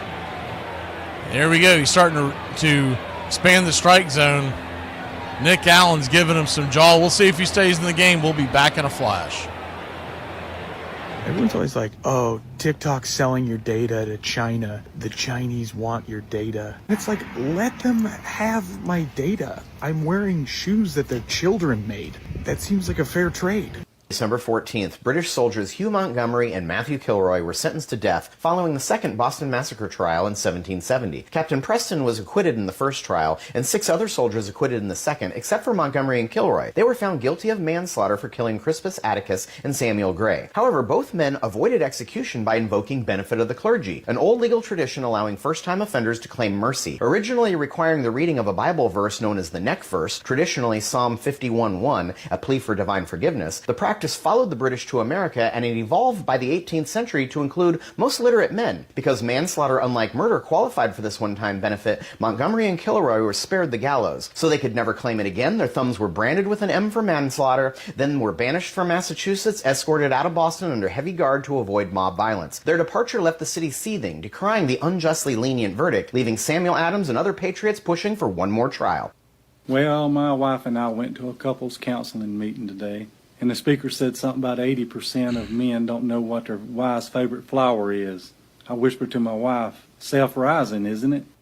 I remember going into Boston. I got up to bat and it was late in the game and I got a standing ovation. Going, what the hell's this? Well, what I didn't realize is the talk show hosts and the papers are saying George Brett's over the hill, he can't play anymore. Everybody assumed it was going to be the last time that I'd be playing there. At the All-Star break, I don't know what I was hitting, 250, 260 maybe. And I said, okay, you can put on a charge and go out there and bust your ass the rest of the year, or you can just pack it in. So I just said, screw it, I'm going all in. But he is just locked in on a swing.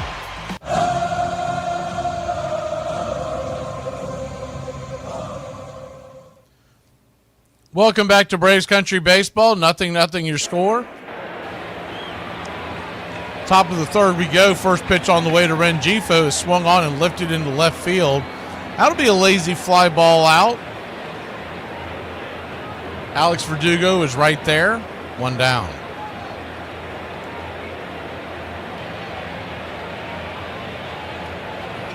One away.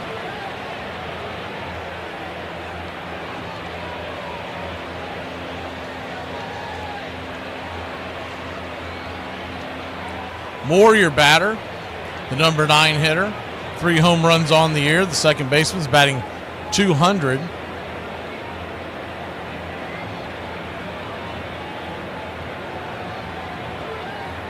Righty, first pitch on the way, 94 up top. Misses a bit high, it's 1-0. Red Sox and Reds are in a rain delay in the top of the fourth. It's 2-1 Boston. Later on tonight, you got Orioles and Rangers at 8:05 is the 1-0. Swing and a miss, 1-1. Guardians and Cubs, 8:05 Eastern. That is your TBS game of the night, of the week. Astros and Rockies at 8:40, the 1-1. Swing and a miss, 1-2. Royals and Mariners, 9:40 tonight. Giants and Diamondbacks, 9:40. And the White Sox are at the Dodgers late tonight on MLB Network. The 1-2. Swing and a miss. Strike 3. Smoke him if you got him, because he got him. 2 down. Earlier today, the Blue Jays and Yankees, Toronto, on their Independence Day, took out the New York Yankees 12-5. Max Fried was on the mound. First pitch on the way is a swing and a miss.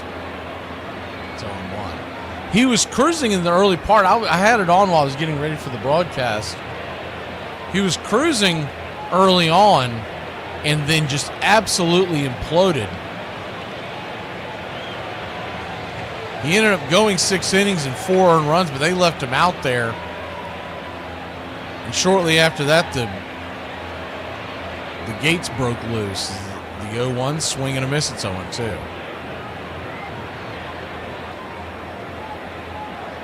He gave up 4 runs in the 4th inning and somehow found a way to get through the next 2, but then the bullpen just crumbled. The 0-2. Down and away, 1-2. Nato 0 for 1 on the day. His first time up, he popped up on the first pitch he saw.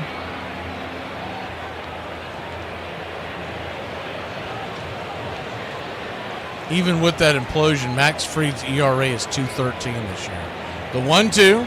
Swing and a miss, strike 3. Man, oh man alive. Grant Holmes, 6 strikeouts, 3 innings. Let's go, Braves country. Introducing the only Triple Crown winner you've never heard of, Tip O'Neill. James Edward Tip O'Neill played Major League Baseball for 10 seasons as a left fielder and a pitcher for 4 Major League clubs. For one magical season in 1887, he put up numbers that will never be seen again. That season, he led the league in doubles, triples, and home runs, which no other player in the history of baseball has ever duplicated. His .435 batting average that season still ranks second on the all-time single-season batting average list. Originally, his batting average was .492 because bases on balls were counted as hits that season, but this was later adjusted in 1969. His 167 runs that season ranked 4th on the all-time single-season runs list. He not only led the league in batting average, home runs, and RBIs, he also led the league in on-base percentage, slugging percentage, runs, hits, doubles, and triples. Altogether, he led the league in 11 different categories that season. The only major category he didn't lead the league in that season was stolen bases, which the league leader had 138, and O'Neill only had 30 stolen bases that season. 2 out of every 5 hits by O'Neill that season were doubles, triples, or home runs. Between August 24th and September 5th, he set a record of 12 consecutive games with 1 or more extra base hits.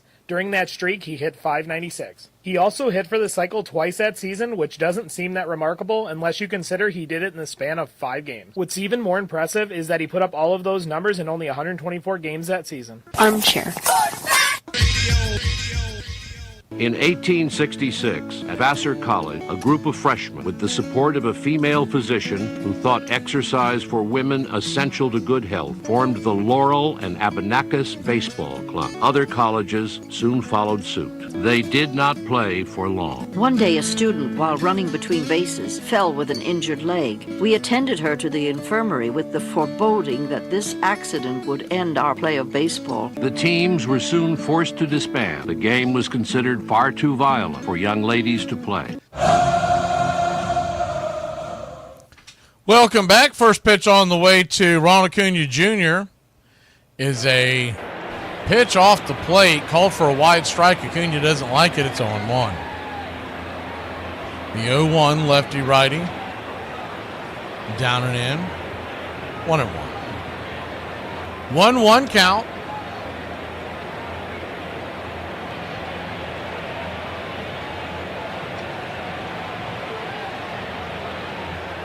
Kicks and fires. Misses high. Ball 2, 2-1.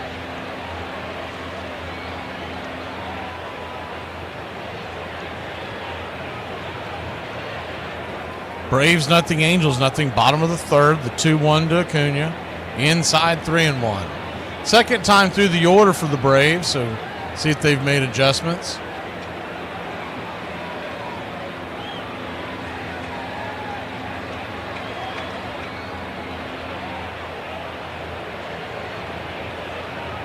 The 3-1 pitch. Swing. Pops it back foul. Full count.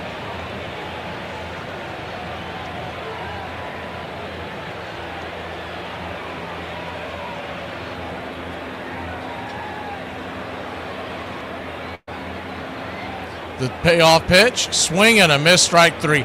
Blew a 90-mile-an-hour fastball right past Acuna. He is in between his ears. 1 down.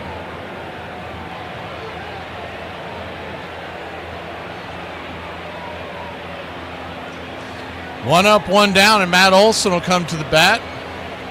He hit a single his first time up, lefty-lefty matchup. First pitch, 86 off the plate, 1-0.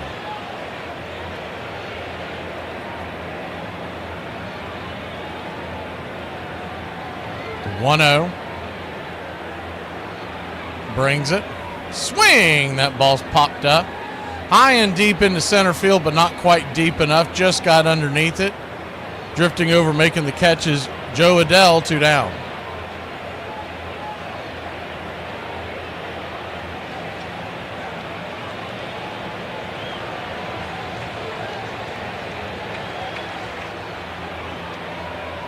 Two up, 2 down, and Marcell Ozuna, the batter.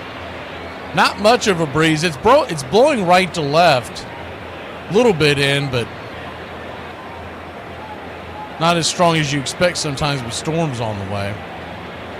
First pitch on the way to the Big Zoo is 87, cutter at the knees. It's on 1.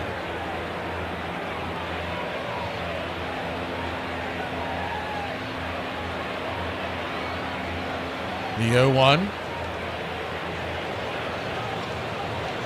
Changeup misses, 1-1. 1-1 count.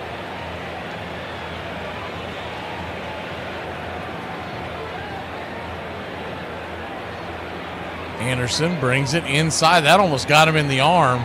Just missed him, 2-1.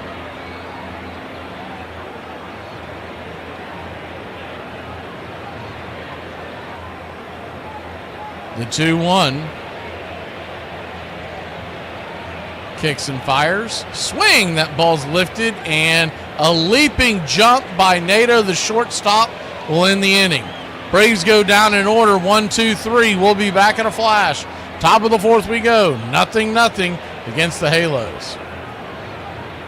All right, kids, I hate to say it, but I think it's time we have to form an alliance with the Millennials. Yeah, no, that's going to be a no from me there, Big Pimpin', but appreciate the offer. We'd be terrible teammates. Words hurt you guys too much. You have the alcohol tolerance of a child. You drink like nobody's ever hurt you in life, but I digress. First of all, congratulations on making it to the hating the younger generation part of your life. I'm proud of you. You guys are running around on all fours saying, like, my name's Mittens, I'm a cat, and you have to respect it. You have 9,000 pronouns that all say the same thing. Clearly the dosage is still off. You mind if we ask you a quick question? Sure, go ahead. What you got? We're doing a survey, and we're asking people, what would you do if somebody broke into your house with the intentions to rob and harm your family? Oh, I'd call 811. 811? You mean 911? No, 811, because I'm going to need to know where to dig a hole. Hey, Braves Country, I'm Mac McGee. Join us for Pitch by Pitch, Play by Play, the classic call of Braves Country baseball. We're bringing you Atlanta Braves baseball all year long. Jump into our pregame show, Braves Country Today, just before first pitch. Stick around for the postgame show, Braves Country Tonight, where we will open up the phone lines react to your calls or your comments all year long. That's Braves Country Radio, pitch by pitch, play by play, your home for the classic call of Braves Country Baseball. It is the American game. That's just what it is. And actually, it makes you me. I'm 81, but I can feel like I'm 15 when I'm talking baseball. I'm watching baseball. This is it. It does this. It can do this to any man. It brings you back.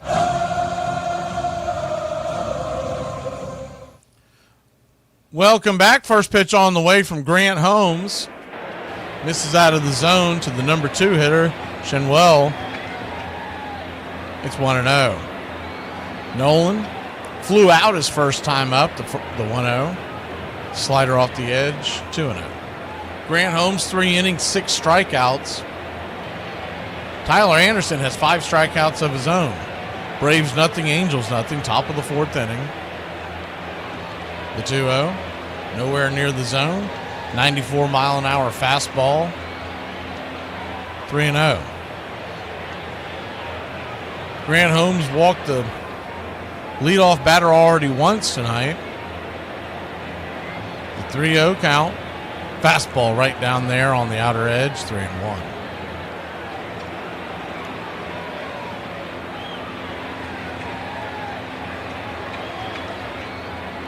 The 3-1.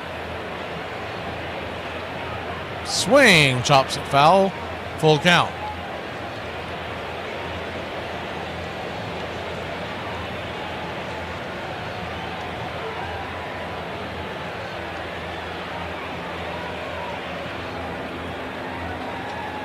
Full count.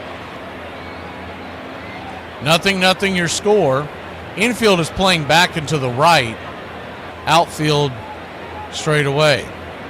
Drake sets up inside, the payoff pitch, swing, chopper back to the mound, Holmes has it, flips it to first, and it's a 1-3 put out. 1 away.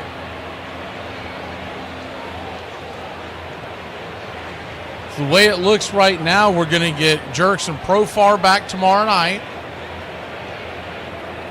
That's the good news. The bad news is we're going to be facing arguably the best pitcher for as the first pitch on the way is right there at the knees, Mike Trout. It's 0-1. The best pitcher on the staff for the Angels goes tomorrow night, Kikuchi versus Fuentes. The 0-1. Swing, hits it hard on the ground, backhanded by Allen. Allen fires across the diamond. A one-hopper into the mitt of Olsen.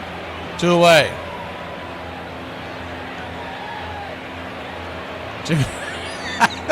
2 down.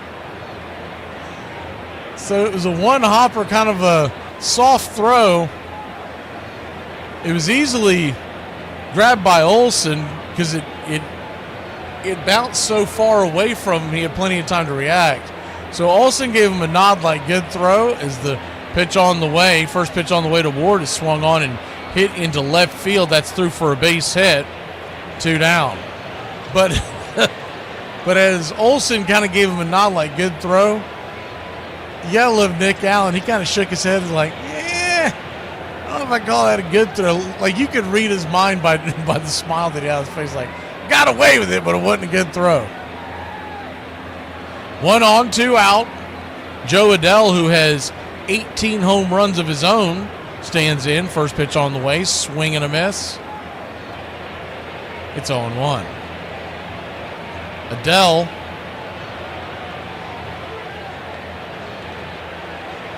at one point was the number 1 prospect in all of baseball, the 0-1. Slider down and in, 1-1. He's really had a bounce back year. He's fought some injuries through the way, but he's always kind of struggled to be able to live up to that hype. But this year, with 18 home runs and a .242 average, is the 1-1. Popped up, fouling out of play. We'll do it again, 1-2.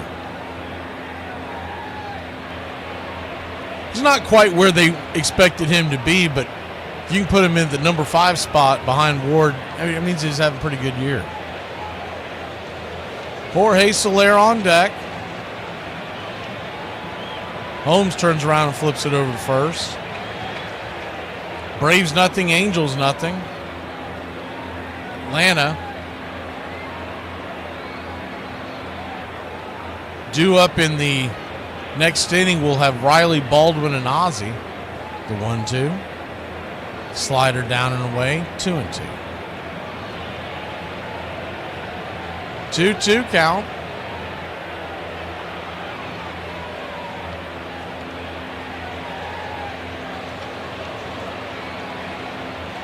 Holmes comes set. Brings it. Another one down and away. Full count.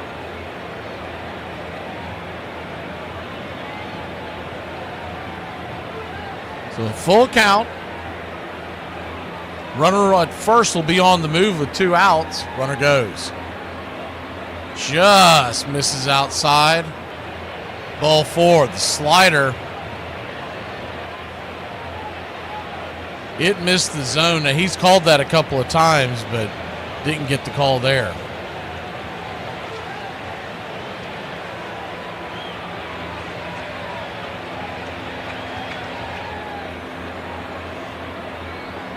Two on, 2 out. Big spot here in the game as Jorge Soler digs in. First pitch. Swing and a miss. Curveball. He was going for the downs on that one. It's 0-1.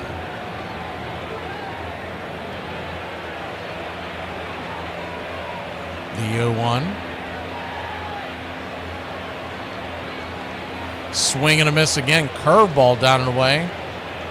0-2.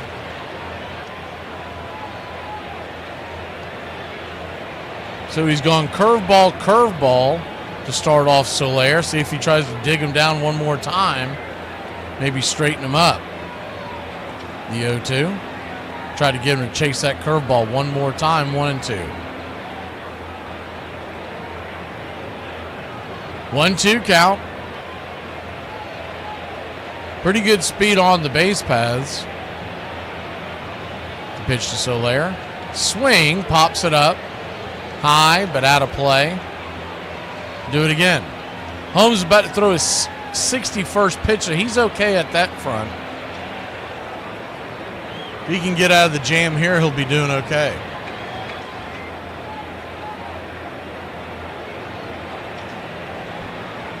The 1-2 count. Holmes comes set, delivers. In the dirt, 2-2. Deuce is wild now. 2 on, 2 out, a 2-2 count. Holmes trying to find a way to knife his way out of this jam. The pitch. Inside slider, full count. So he's not giving him the inside edge. He's not giving him the outside edge. He's making life very difficult. Logan O'Hoppe stands on deck. He has 17 home runs.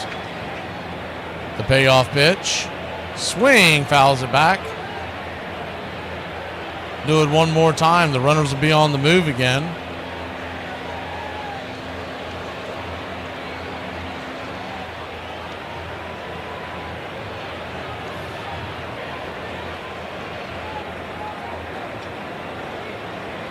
The payoff. Swing, just got a piece of it. Smacks it foul off his foot. Continues to see those pitches over and over again. Advantage Soler. Holmes needing that big strikeout pitch or just a dribbler back to the mound. First and second. 2 outs. The payoff pitch. Runners go. Down and in, ball 4. So the bases are now loaded with 2 outs, and O'Hoppe, the batter. I would tend to think you'd go out there and talk to him here, give him a breather if nothing else. If nothing else, Baldwin's going out there. It looks like Kranitz is going to work his way out there too, as he should. Got to at least give him a chance to just catch his breath. Maybe go over a game plan. O'Hoppe struck out swinging his first time up. He is a dangerous bat. 17 home runs on the year, but nowhere to put him. Rengifo is on deck, Moore, the number 9 hitter, in the hole. Home plate umpire Derek Thomas makes his way out to the mound to break up the huddle. Bases loaded, but there are 2 outs.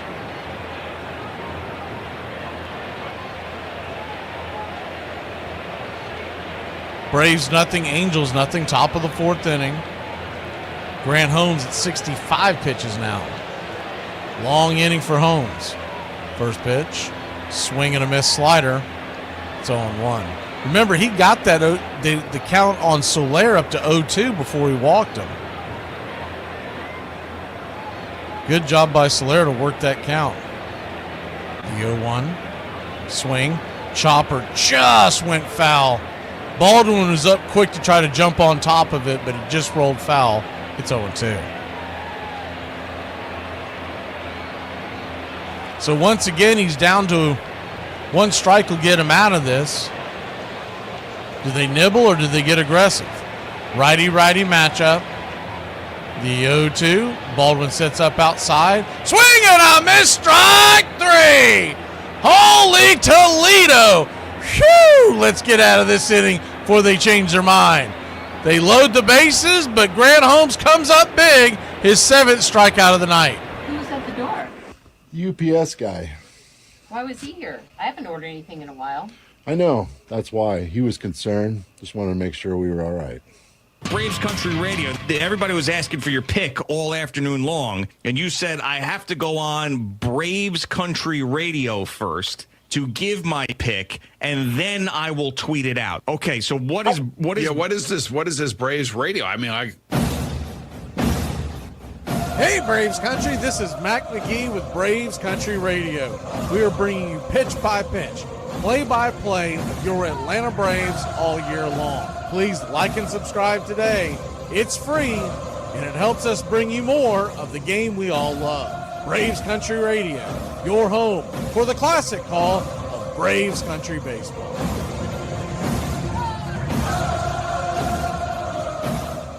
Your life is so dumb.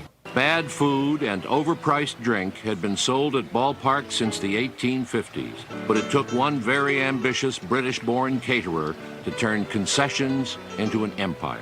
Harry M. Stevens had begun his career hawking scorecards in the 1880s, all the while regaling the crowds with quotes from Byron and Shakespeare.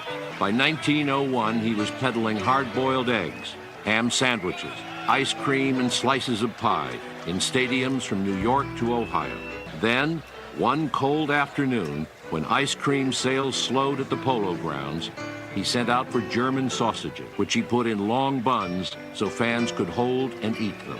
He had made his greatest contribution to the game, introducing hot dogs to the ballpark. You're listening to Braves Country Radio. Please like and subscribe today, your home for the classic call of Braves Country Baseball.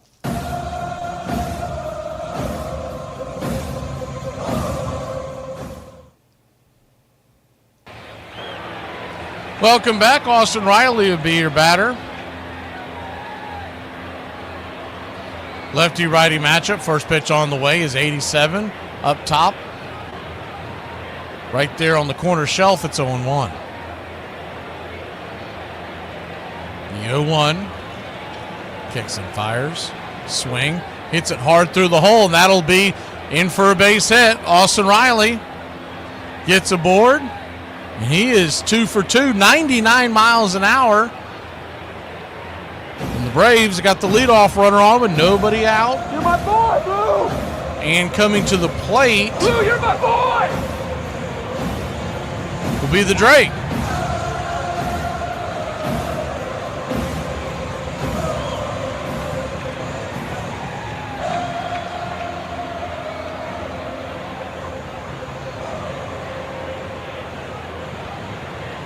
First pitch on the way from Anderson is a check swing, almost like a rolling bunt. They're going to throw it down the first base line, and they're going to say he got him by maybe a quarter step.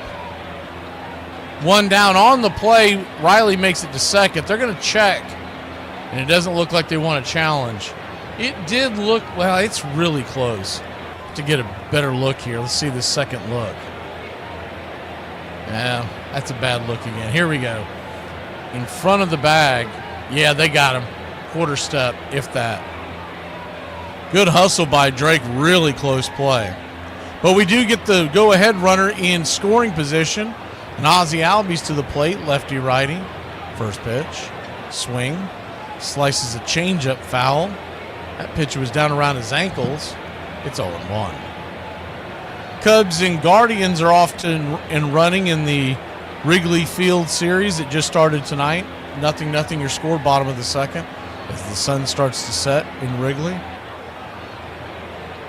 The 0-1 in the dirt. Good take this time, 1-1. Guess he has to bounce it up to the plate to get it to not swing at it. 1-1 count.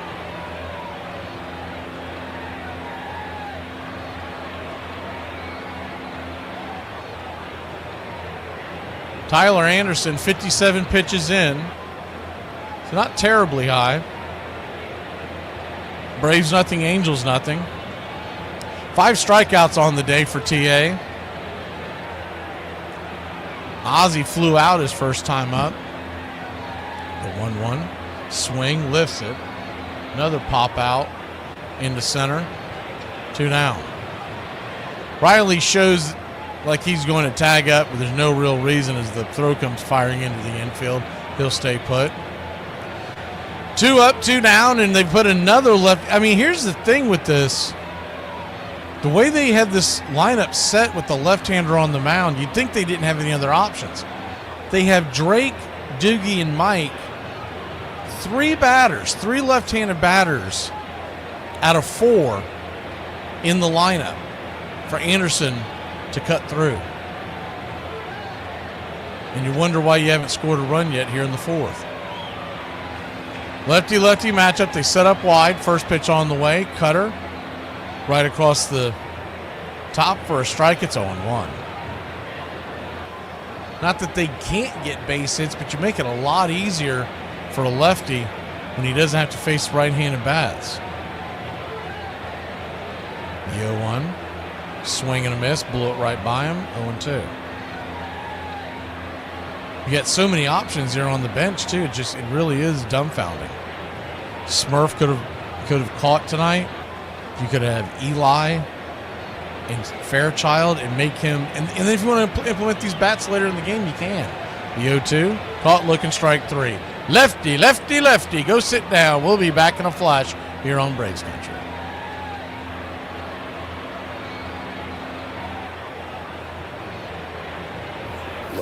Dude, when we go in here, can you please just be normal? I am normal, dude. I'm normal.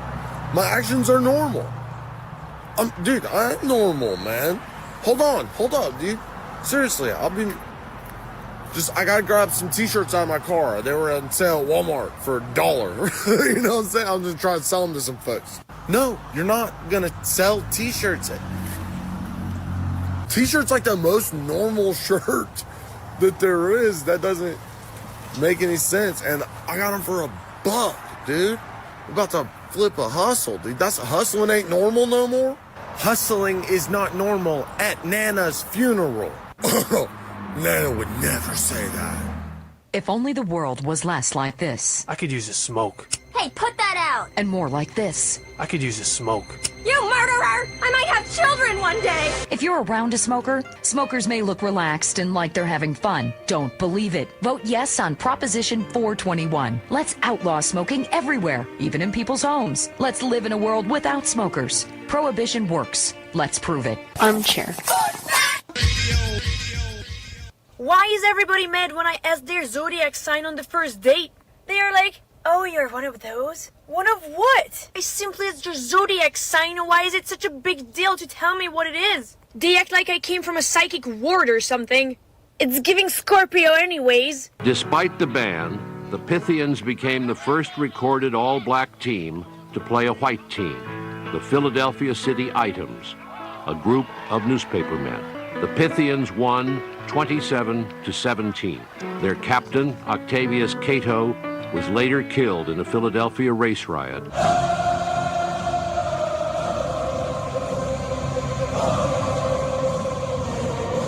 Well, we'll see how far we go here. Rain is starting to come down, though we do kind of have clear skies in the background as the first pitch on the way to Rengifo is right there for a strike. It's 0-1. The 0-1, down and in, 1-1. 1-1 count.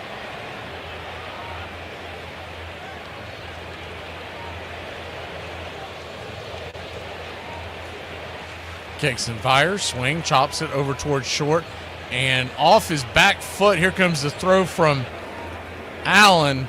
Jifu is going to beat it out with that speed. Infield single, start the inning. They had that shift on, so Allen had a long way to go, and his momentum was carrying him towards third base. He made that really close. Rengifo beat it out, but it wasn't by much.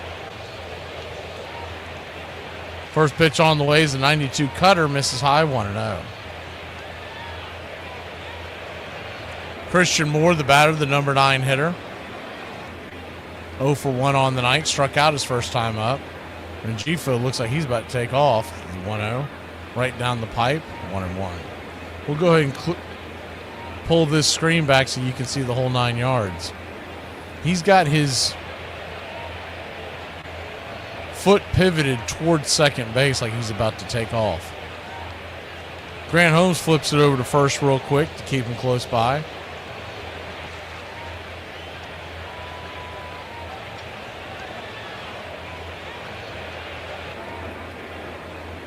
One count. Brings it. Swing. Slices it foul towards the first base dugout of the Atlanta Braves. It's 1-2. Same two teams back at it tomorrow night, 7:15 first pitch, and weather permitting, it'll be the debut of Jurickson Profar at Truist Park as a Brave. The 1-2, slider in the dirt, 2-2. Of course, remember, he started the season off with the Braves before the PED suspension, but that was during the San Diego series right before we went to LA, all on the road. The 2-2, swing, fouls it away. Four-seam fastball at the knees. Rengifo was taken off on that one. He'll make his way back to first. He was kind of expecting an off-speed pitch.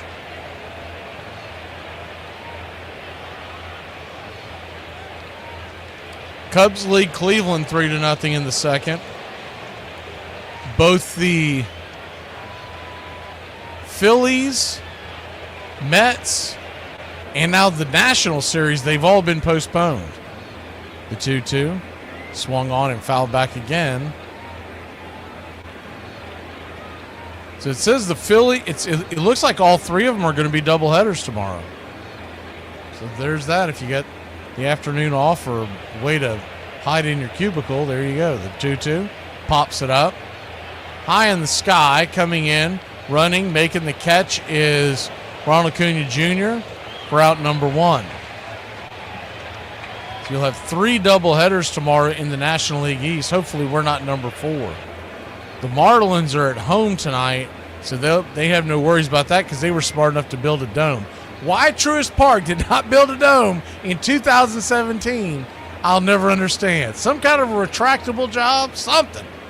As much as it rains in the southeast.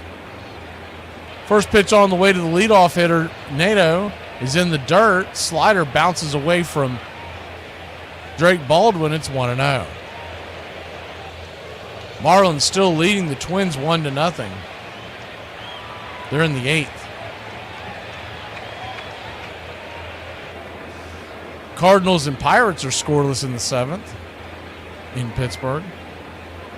Pirates have been red hot. Swept the Mets, blew them out in every game of that series, and then they blew out the Cardinals last night. Paul Skeens was on the mound tonight, and he can't get a run. You got to know it.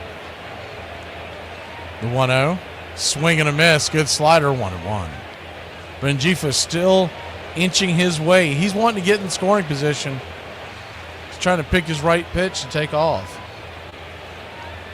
A's lead the Rays 3-2 in the 6th. In Tampa, the 1-1. Swing and a miss slider. 1-2. So a 1-2 count. Red Sox and Reds are still in a rain delay. Coming into tonight, the Mets and Milwaukee Brewers are both 8 games in front of the Braves in the loss column, which means that series will gain no matter what if we continue to win. Or if we win. I don't know what this continue stuff I'm talking about. St. Louis is 6 games in front of Atlanta in the wild card spot. Those are the top 3 spots for the wild card. San Diego is also 6 in front. San Francisco 5. Cincinnati 4 and Arizona 3. The 1-2. Swing and a miss. Strike 3. Got him to chase the slider down and away. 2 down. His 8th strikeout of the night. Grant Holmes with the snowman. And the big out number 2 here in this inning. Just to put a cap on that, Miami's tied in the loss column with the Braves. As the first pitch on the way is a 94-mile-an-hour fastball to Nolan Shinwell. It's on 1. Pittsburgh is the 0-1, misses outside, 1-1. Pittsburgh is 5 games behind the Braves in the loss column, and Washington 4. 1-1 count. Swing, lifts it into right field, and that's going to get down for a base hit. Rengifo's going to go first to third, and they've got runners on the corners and 2 outs. They continue to threaten inning after inning. Can Grant Holmes get out of this one?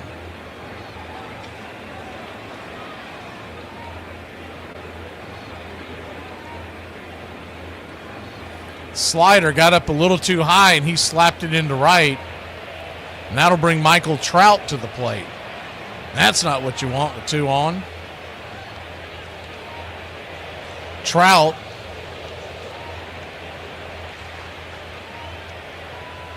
first pitch. Slider down and away. Looks like he held up. It's 1-0.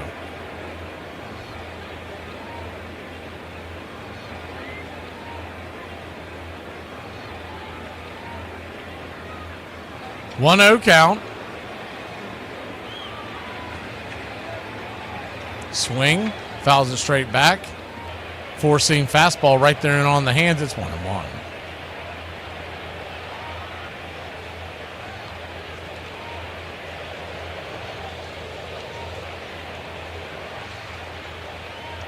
The 1-1. 94 up top. Gets ahead in the count, 1-2.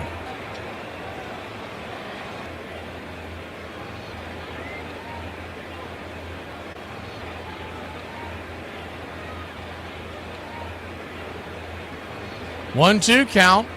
Runners at the corners, 2 outs. The pitch. Swing, hits it up the middle.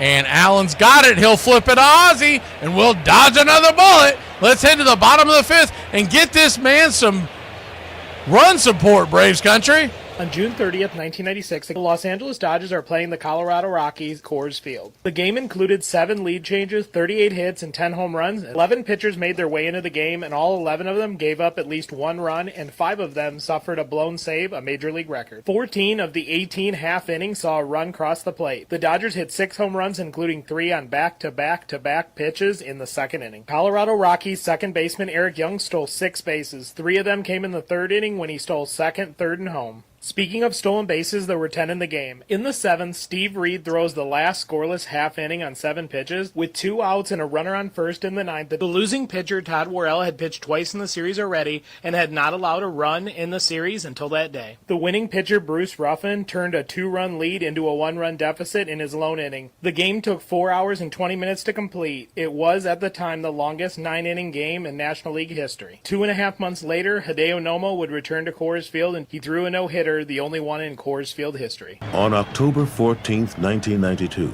the Pittsburgh Pirates were in Atlanta, facing the Braves in the 7th and deciding game of the National League Championship Series. With 2 outs in the bottom of the 9th, Pittsburgh led 2-1, but Atlanta had the bases loaded. A pinch hitter, Francisco Cabrera, who had had only 10 at-bats all season, was at the plate. And now the Braves season hangs in the balance. He hacked at the 2-0, now the 2-1. Line drive and a base hit! Just as the score... With the tying run in, most assumed that the runner on second, Sid Bream, hobbled by 5 knee operations, would be held at third. But the third base coach sent Bream anyway. Bream to the plate! And he is safe! Safe at the plate! The Braves go to the World Series!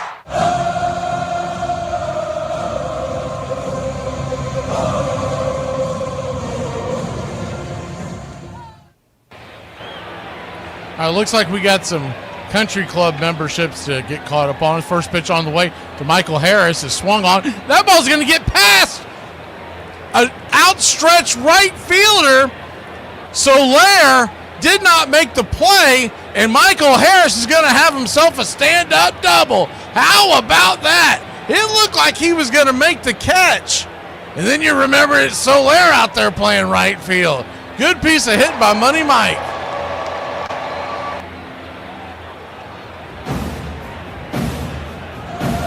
They know about that. God bless you, Mike. Keep your game tight. Never know. You know what I'm saying? I got a little razzle dazzle. I still can't believe he didn't make that catch or at least make contact with the ball.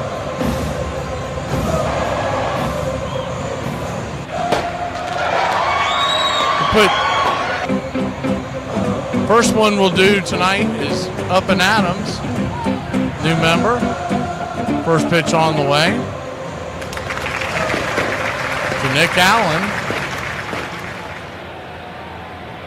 He's 0-1. The 0-1 swing, check swing, foul off the plate, 0-2. So an 0-2 count.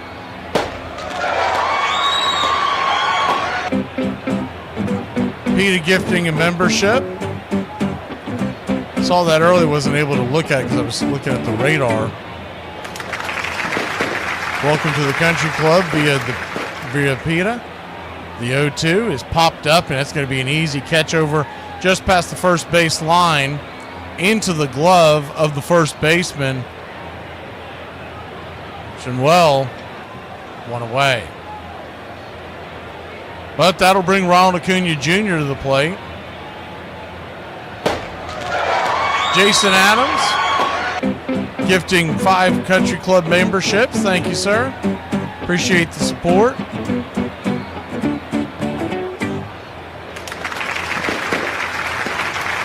Lefty-righty matchup. First pitch on the way is a 4-seam fastball. Blew it right by him up top. It's 0-1. Ronald Acuna Jr. had good numbers on Tyler Anderson. He is 0 for 2 with 2 strikeouts.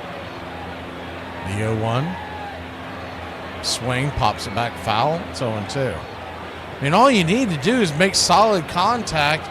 They've got the infield drawn in. Anything that's not a pop-up is going to score Harris with his speed.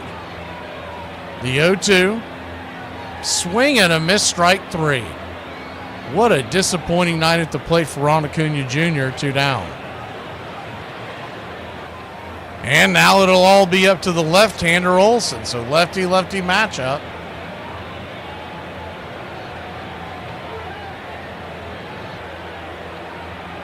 Welcome George Rogers into the country club. Unbelievable. We have had a leadoff triple from Michael Harris, who never hits anything, and they can't get him home. It's up to Matt Olson now. I mean, right now you're just rooting for a wild pitch the way this offense has been going. The infield is back into the right after a quick mound visit.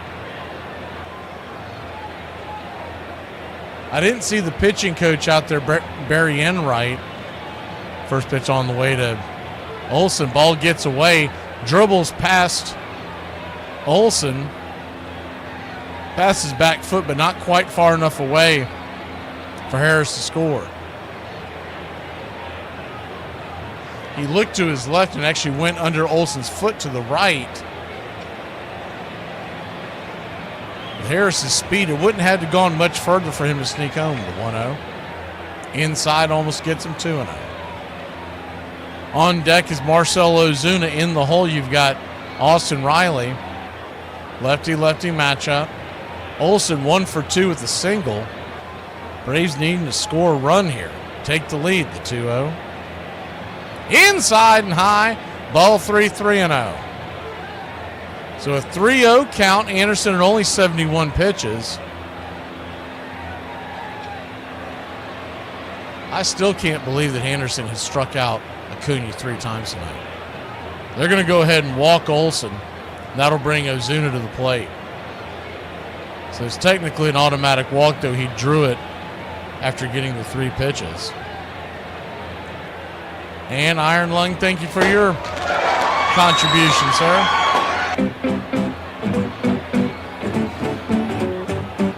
Runners on the corners, 2 outs. The infield is back and to the left, so anything hit sharply to the right side should get through with them holding on Olson. First pitch on the way to Ozuna. 92 up top, misses high. 1-0.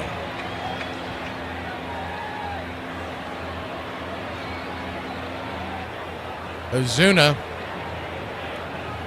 struck out and then a soft line out to short his last time up.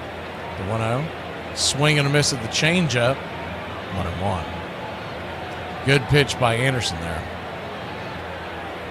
1-1 count. Ozuna's kind of bent over there for a second up. I don't know if he hurt something.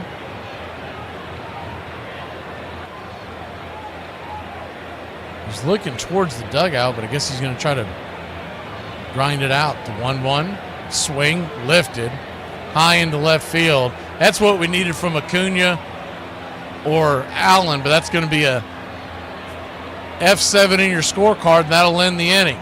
Harris leads off with the triple, but that's all we got. We'll be back in a flash here on Braves Country.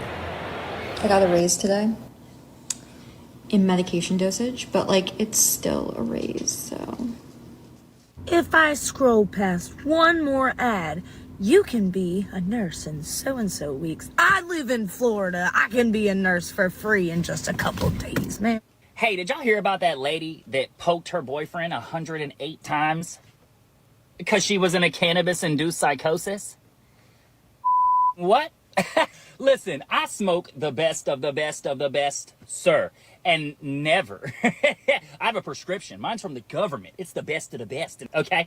Never have I slipped into a psychosis. She said she took 2 hits from the good old Billabong. Now, I've taken too many hits from the Billabong, and never have I slipped into a psychosis. A coma, maybe, if you take too many. You ain't able to get off the couch. And do you know how much energy it takes to 108 times? What kind of weed were you smoking? PCP? History began on July 4th, 1776. Everything before that was a mistake. Hey, has anybody else thought to themselves how the hell we ain't ran out of phone numbers yet? Or was it just me? On September 6th, 1995, 5 months after the strike had ended, the Orioles faced the California Angels in Baltimore. Tickets for this game had been sold out for months. After 4.5 innings of play, the game was official. Cal Ripken had played in 2,131 consecutive games. It would be 3 more years before he finally took a day off. By then, Cal Ripken had played in 2,632 straight games. Braves Country Radio, your home for the classic call of Braves Country Baseball.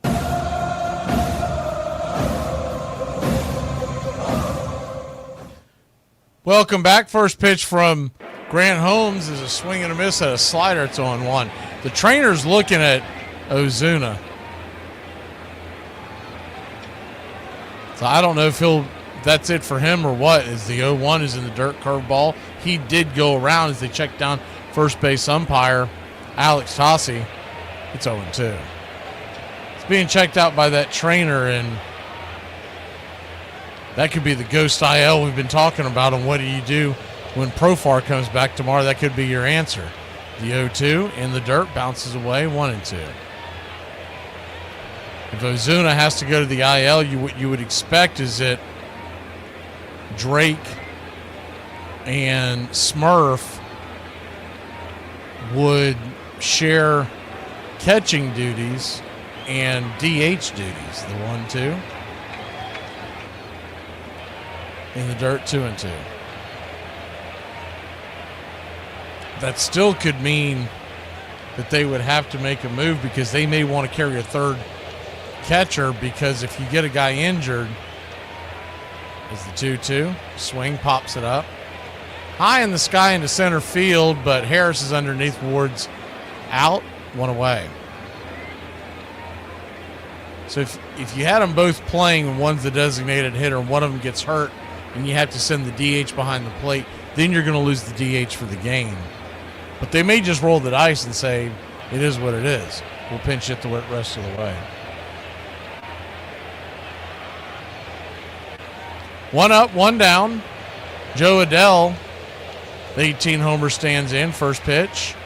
Slider right there at the knees. It's 0-1.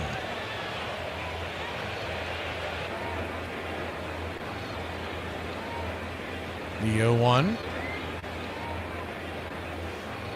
Kicks and fires. Outside wide, 1-1.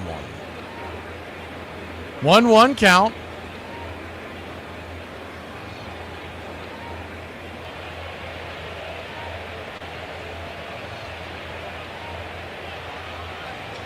Pitch on the way. Down below the knees. 94-mile-an-hour fastball, 2-1. A lot of rain in the area, but so far so good. Tomorrow's game looks like it's clear sailing all day tomorrow in Atlanta. It should be nice. The 2-1. Swing and a miss, 2-2.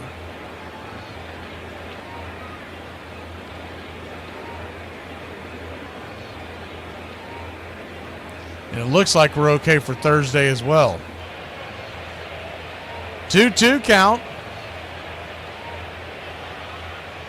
Brings it. Fastball caught, looking strike 3. 94 right there at the kneecaps, 2 down. His 9th strikeout of the night.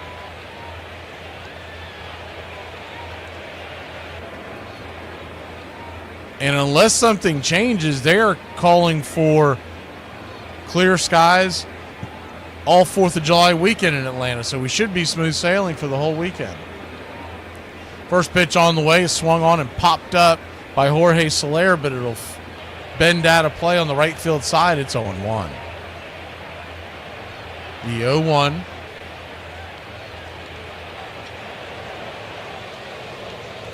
Righty. Kicks and brings it. Inside, got him in the arm. Curveball that didn't curve, just kind of flattened out and hit him in the arm. Solero looks like he's okay. If you're going to get hit by a pitch by Grant Holmes, that's the pitch. It got him in the right where he wears his sweatband. Up on his forearm just below the elbow. So he heads on down to first.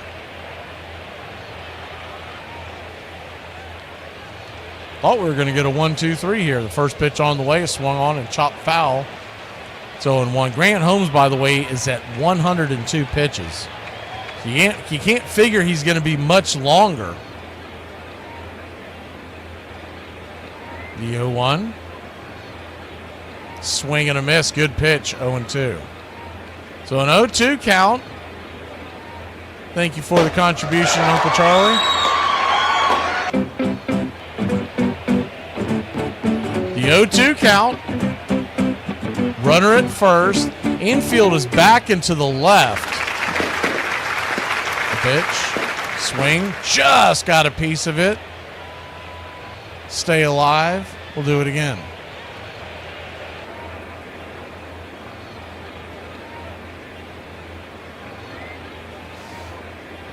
Just a reminder, this weekend, the Sunday game is an early game, 11:30. I think it's technically 11:35.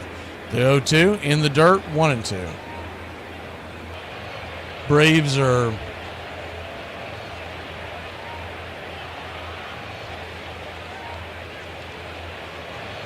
the rest of the week, 7:15 Wednesday, Thursday, Friday, then 4:10 on Saturday, and 11:35 on Sunday. The 1-2 count. Swing and a miss, strike three.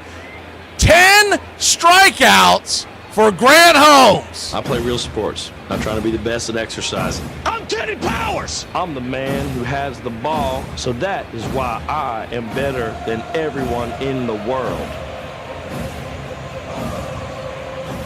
So I was talking to this dude, he's like 25, and he goes, isn't dating and marriage just kind of similar? And I was like, and then I realized that he was serious, and I said, look, when you're dating and it's Friday night, you're like, where are we going? And when you're married, you're like, what are we watching? And when you're dating, she's like, I had a really good time tonight, I'll text you. And when you're married, she's like, I'll text you the grocery list. And when you're dating, she'll nudge you on the shoulder to be playful. And when you're married, she'll do that because you're snoring. And when you're dating, she'll call you cute nicknames like Pookie and Sweet Cakes. And when you're married, your nickname around the house becomes, Hey! Have you ever played baseball and been stuck in a situation you just couldn't get out of?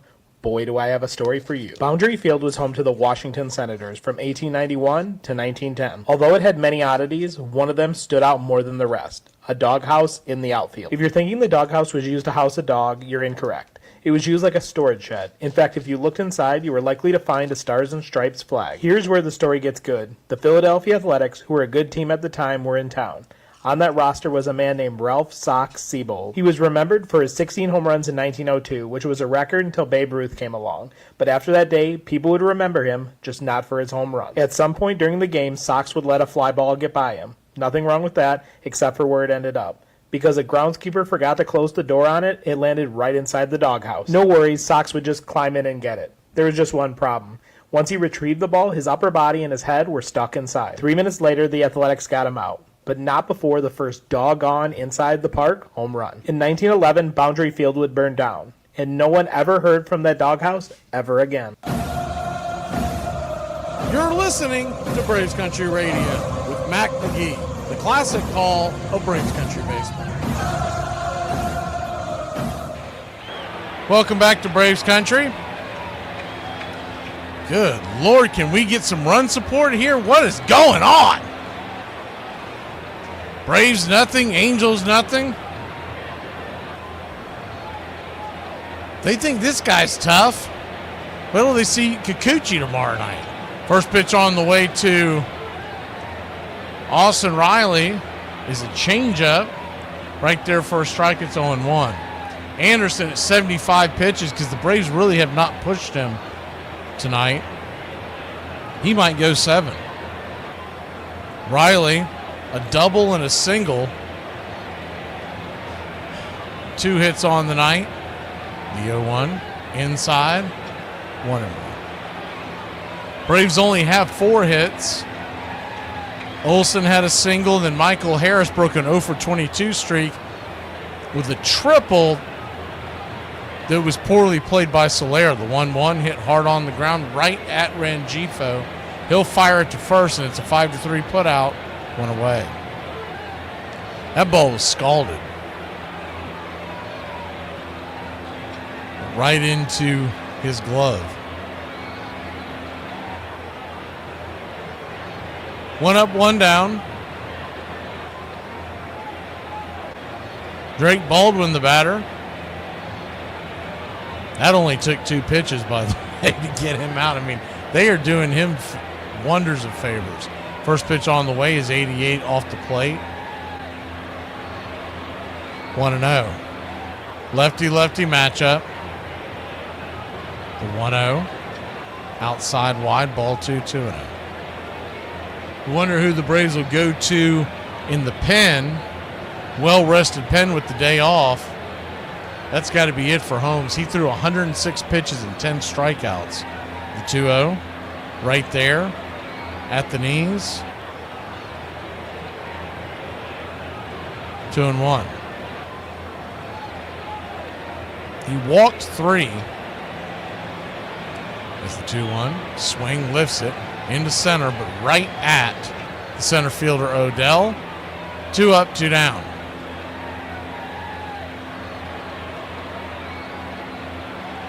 2 up, 2 down, and that'll bring Ozzie Albies to the plate.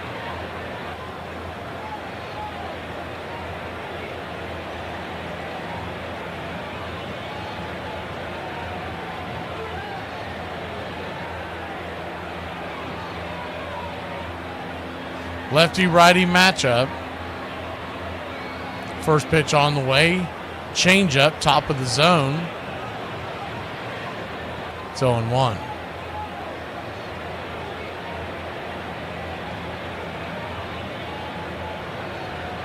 The 0-1, down and away. 1-1. 1-1 count.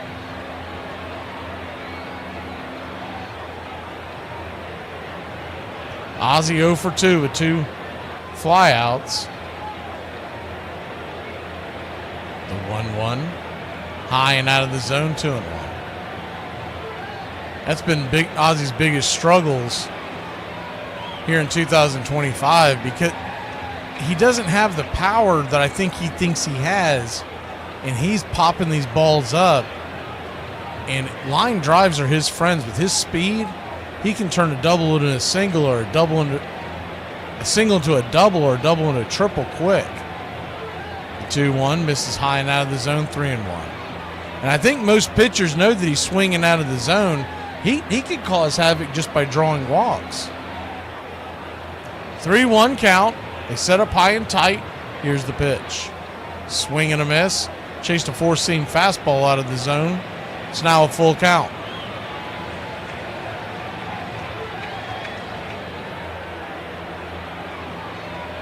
Braves nothing, Angels nothing. Bottom of the 6th. The payoff pitch. They set up wide. Chase one well out of the zone. That'll be a lazy fly ball into center field. You got to start making him do push-ups every time he does that. We'll be back in a flash. Top of the 7th we go. Scoreless in Atlanta once again. Why are you singing so funny? Why? Because. What do you call a man that refuses to fart in public? I don't know. A private tutor. Bo knows facts, so here are some Bo Jackson facts to brighten your day. He hit at least 20 home runs 4 different times, despite never playing in more than 135 games in a season. In 1990, Bo Jackson tied an MLB record for most consecutive games with a home run, the last one off of Hall of Famer Randy Johnson. So how strong was he? So strong, he once called timeout, which wasn't granted, and still managed to hit the pitch over the left field wall despite taking one hand to call timeout before the pitch. In 1989, his 448-foot home run and his stolen base in the second inning made him only the second player to do them in the same All-Star game, the other being the legendary Willie Mays. He once hit 3 home runs at Yankee Stadium, and might have hit a 4th if he didn't hurt himself trying to make a diving catch on a hit by Deion Sanders. He had one of the best arms in the game. The ball looked like it was shot out of a cannon. What if Bo had just concentrated on baseball? How good he could have been. If you have a masturbation addiction, you will either beat it or beat it. You know, we're going to see Greg Maddox's older brother by a year, I think it is, Mike pitching for the Philadelphia Phillies Tuesday. Mike got called up that same year in '86, so it was this interesting rivalry, even though Mike was a couple of years older. That first one was, it was historic. It's never happened before, that rookie brothers oppose one another. It was not fun pitching against him because, this guy you've pulled for your whole life. I was nervous as hell. I ain't gonna lie to you. We had faced each other 1,000 times in the backyard, and then to have the opportunity to do it, on a big league field was pretty cool. He's out there pitching, and it's like I'm watching him throw a little league game. There's a strike call, a fastball. Look at him. He's out there dominating. Please like and subscribe today. Braves Country Radio, your home for the classic call of Braves Country Baseball. Pierce Johnson's going to come on and in relief here in the 7th inning with a 3.18 ERA. Looks like we're having an issue with the screen, so give us 1 second while we reset it. First pitch on the way is 94-mile-an-hour fastball right down Main Street. Cutter to Rengifo. It's 0-1. The 0-1. Lefty-righty. Swing, sizzles back foul. It's 0-2. Rengifo 1 for 2 on the day. Also has made a couple of slick plays over there at third base. Got to keep this guy off the base paths. The 0-2. Curveball in the dirt, 1-2.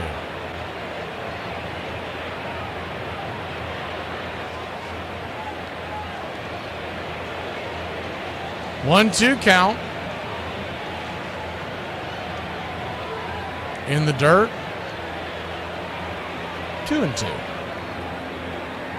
He's always a threat to go if you let him on the base pass, so he's got to keep him off.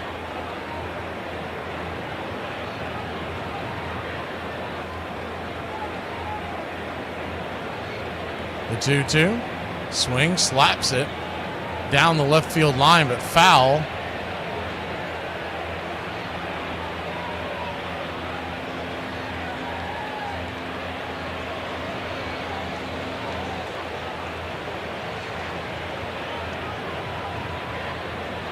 Two count. Swing, rips it over to first. Line drive caught by Matt Olson. L3 in your scorecard. One down. Looks like this is still behind.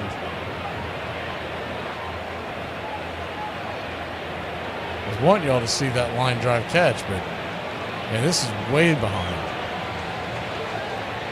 First pitch on the way is a curveball. Right there on the intercut, it's 0-1. I'm going to have to zip out of it totally and restart the whole thing because it is a couple of pitches behind.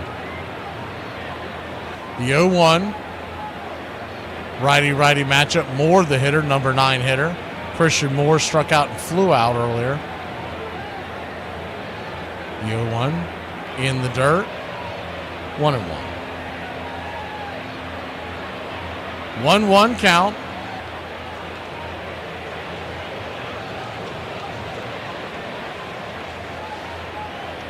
Pierce Johnson comes set. His red glove brings it. Swing! Lifts it high and deep into right field. Going back on the track. Making the catch for a loud out number 2. He didn't even look like he got that much of that. That ball just kept carrying and carrying and carrying.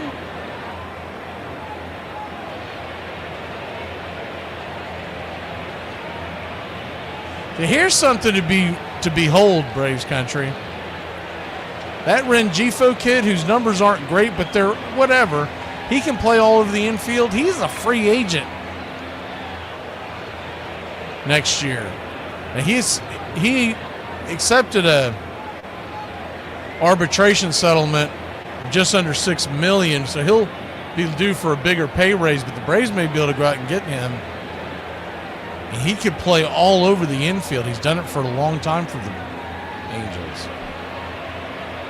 The 0-1 to Nito, 93 outside wide. But more importantly, he could be on the trade block.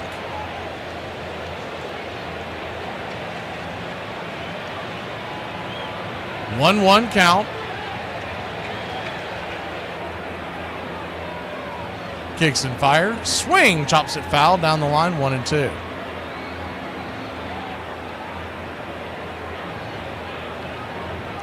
If you're wondering where the Angels are in the standings right now, they're hanging around. They're 2.5 back of the wild card, but you get to the end of July, it depends on where they're sitting, if they'll be buyers or sellers. The 1-2 hits it high and deep into right field. Going back on the track and making the catch once again is Ronald Acuna Jr. Couple of long fly balls that didn't look like much when they first left the bat. Maybe we can pound one into the seats. We'll be back in a flash. Heavenly Father, we thank you tonight for all your blessings. You said in all things give thanks. So we want to thank you tonight. Thank you for the Dodges and the Toyotas. Thank you for the Fords. And most of all, Lord, I want to thank you for my smoking hot wife. In Jesus' name, boogity, boogity, boogity, amen. All right. I can't see you. Let me hear you. All right.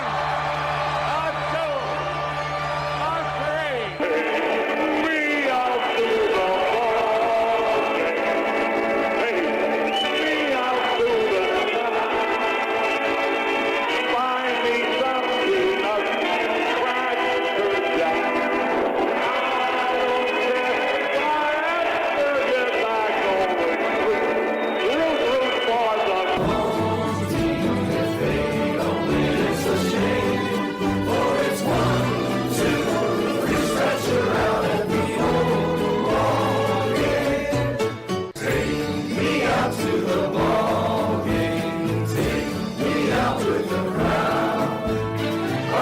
some peanuts and Cracker Jacks.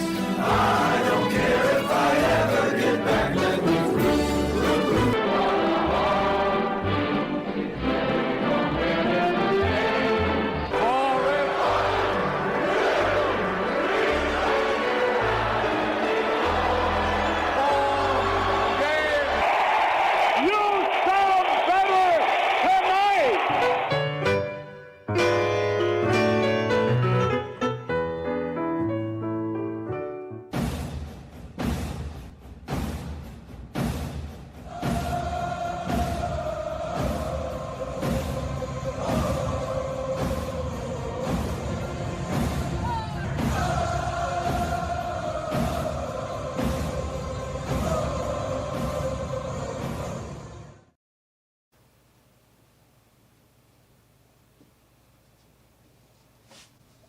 Welcome back.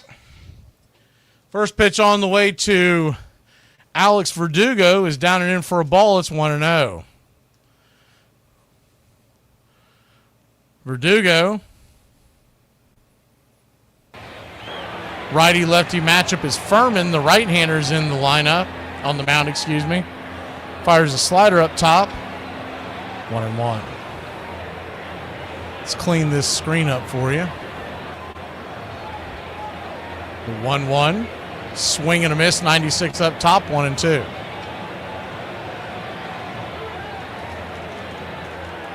One-two count. Braves nothing. Angels nothing. 1-2. Swing, slaps it foul. Do it again. I did have to laugh. I don't remember who it was, or I give him credit. There was someone on X shortly before the ball game. What I was really looking for was the weather report. And they made the comment as the 1-2. Swung on. Just got a piece of that to stay alive. Chops it off the plate. We'll do it again. The guy made the comment that listening to Atlanta radio and the Atlanta talking heads were saying that the Braves have a chance to make headway with the light schedule starting tonight with the Angels. And he said, as the 1-2, swing and a miss, blew it right by him, strike three. And he said, that's exactly what Angel fans are thinking right now about us. I was like, exactly. They got a better record than us. We can't just assume we're going to beat the – these aren't the same old Angels. They're hanging in there. They're a game under 500. And in most years, the Braves would be much better than them, but this isn't the year. But what continues to be a struggle for the Braves, the first pitch is a 97-mile-an-hour fastball right down Main Street. It's 0-1. What continues to be the biggest thing that the Braves struggle with, we're not scoring runs. The 0-1, 97. Below the knees, called for a strike. Bad call by home plate umpire Derek Thomas. He hasn't had a terrible night, but he definitely missed that one. 0-2 count. Red Sox and Reds, by the way, are still in that rain delay in Boston. The 0-2. Swing, fouls it back. Michael Harris broke his 0 for 22 streak with a triple in the fifth. Problem was none of the Braves bats could get him home. Acuna struck out. Is the 0-2. Swing, fouls it back. Do it again.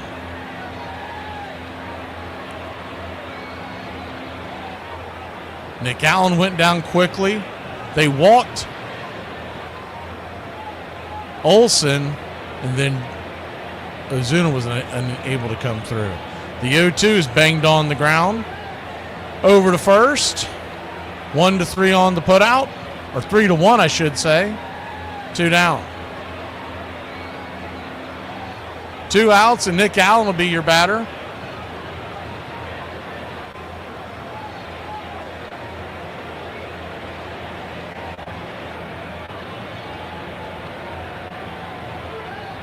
This showed a stat that the Braves have hit 84 home runs this year. You think about just a couple of years ago when we hit over 300. As the first pitch on the way to Nick Allen is roasted up the middle. That's through for a base hit.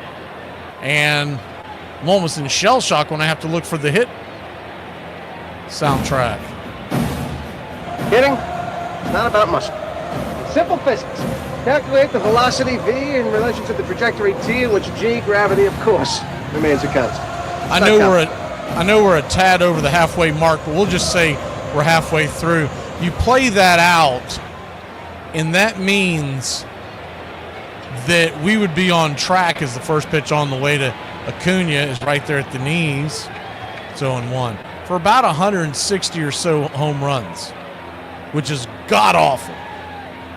You don't expect 300, but you expect a lot more than that in today's game. The 0-1, swing and a miss, it's 0-2.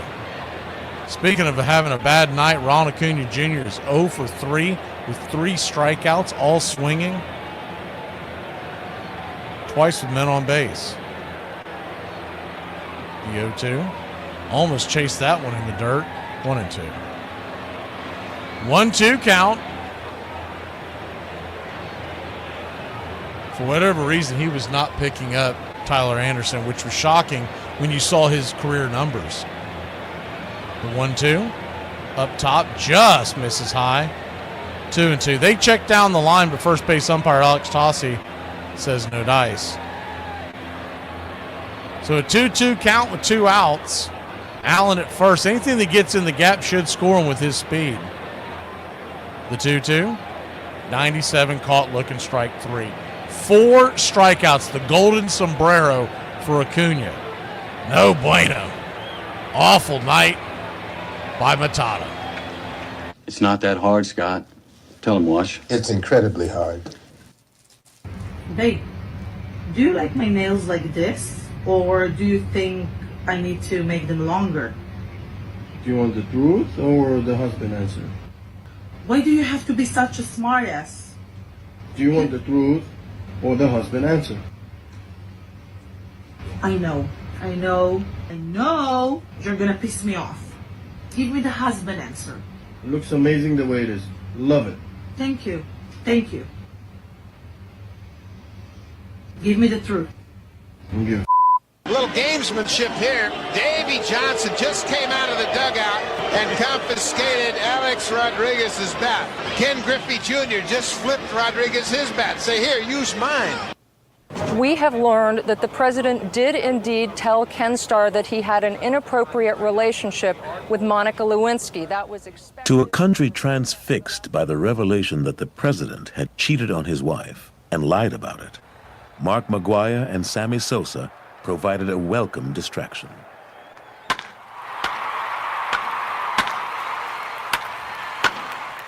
In baseball, it's not always true what Mae West said when she said, too much of a good thing is wonderful. Steve Wilstein, a reporter covering McGuire for the Associated Press, broke a story that cast doubt on the legitimacy of the home run chase.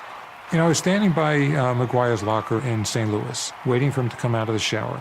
And there were about a dozen or more reporters there. And these are open stalls. And on his top shelf, he's got a picture of his son. And there's also this bottle of something I didn't know. And I wrote down the name of it, and I just, in my notes, spelled out androstenedione.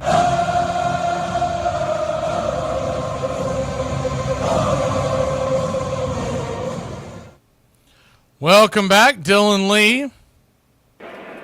Remember, Country Club members have got that Dylan Lee emoji. First pitch on the way is a slider down and away. That's what I want to know. He referred to himself as Captain Caveman recently, so that's his emoji, 1-0. Slider down and away to Shinwell, it's 2-0. So a 2-0 count.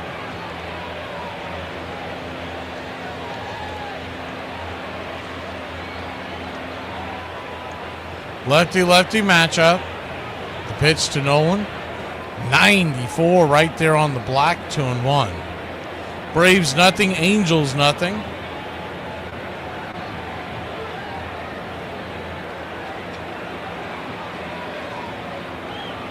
The pitch on the way shows bunt, 94 at the knees. Did not get the call. I'm going to say that was a touch low.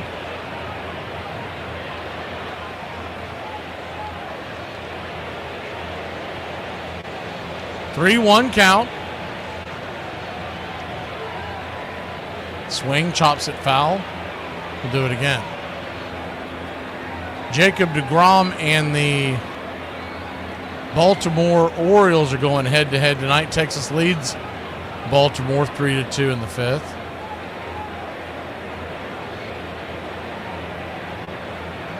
Full count.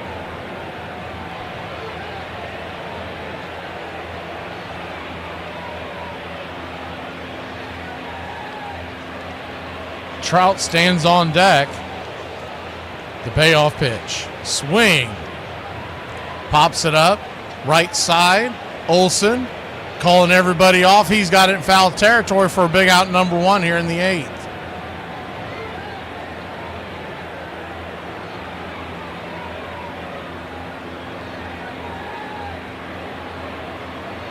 One down, and Mike Trout comes to the plate.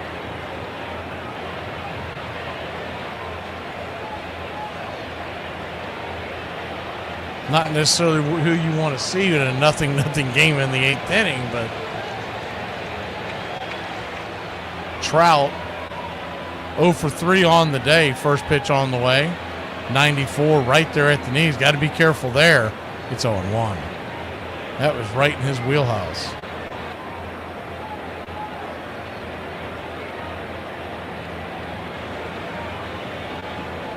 The 0-1. Swing. Pops it back foul. It's 0-2.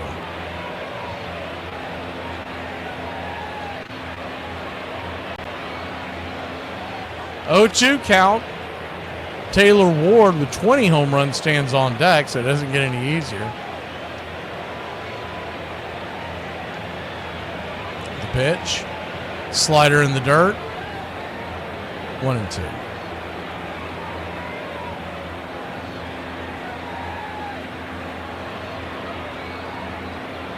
One-two count.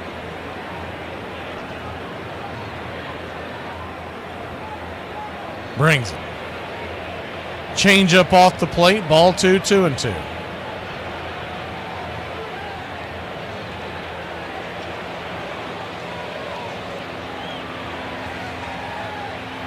The 2-2. 3-2. 95 well off the plate. Trout doesn't run like he used to, but you don't want to put him on. Ward coming on deck. Worked it all the way back to a full count. The payoff. Swing rips it into left, and that's down for a base hit. Verdugo cuts it off. Here comes Trout heading towards second. He's going to test his arm. Here's the throw. And not in time. A one-out double by Mike Trout. So he fiddled around there, and the next thing you know, started him off with an 0-2 count and then nibble, double.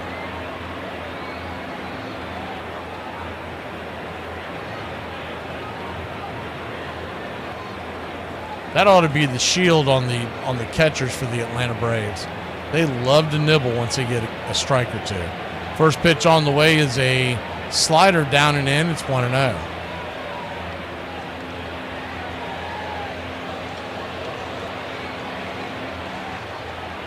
The 1-0. Nowhere near the zone. 2-0. 2-0 count. Trout at second with just one out. Dylan Lee trying to keep it where it's at. 0-0 your score, the 2-0. Right there at the knees, change up, 2-1. On deck, the right-handed Joe Odell. After him in the hole, the right-handed Soler. The 2-1. Swing, fouls it back. We'll do it again. I was a little surprised that Lee was brought on to face all these right-handers in the eighth. That just tells you they must not trust Iglesias at all. The 2-2 in the dirt, 3-2. Full count. Daysbel Hernandez should be back soon. But the Braves still have a big hole there in the back of the bullpen. They don't have that dominant guy like they had last year with Iglesias. He's continued to struggle with his control. The payoff pitch. Ball 4. Nowhere near the zone.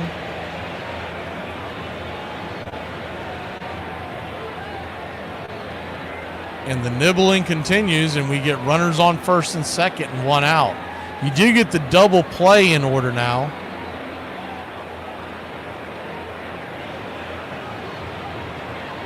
JC, Ron Washington is not anywhere now. He's on medical leave. De Los Santos is warming up in the bullpen.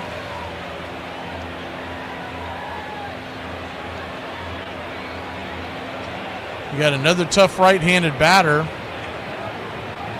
Joe Adell. And all 3 guys on the base paths, both at the plate, both on the bases and at the plate, they all have good speed, so it's not going to be an easy turn if they can get to. First pitch on the way, swing and a miss, slider down and in. It's 0-1.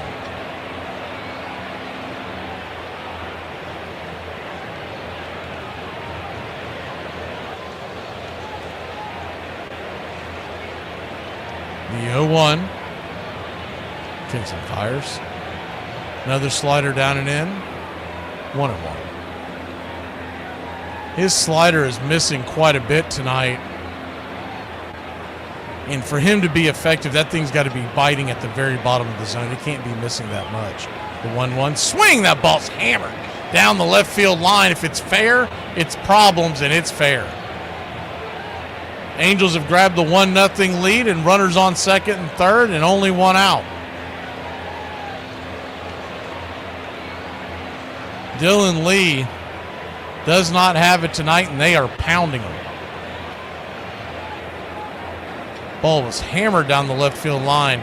The only hope you had is it was going to go foul, but it was plenty fair. Probably 2 to 3 inches.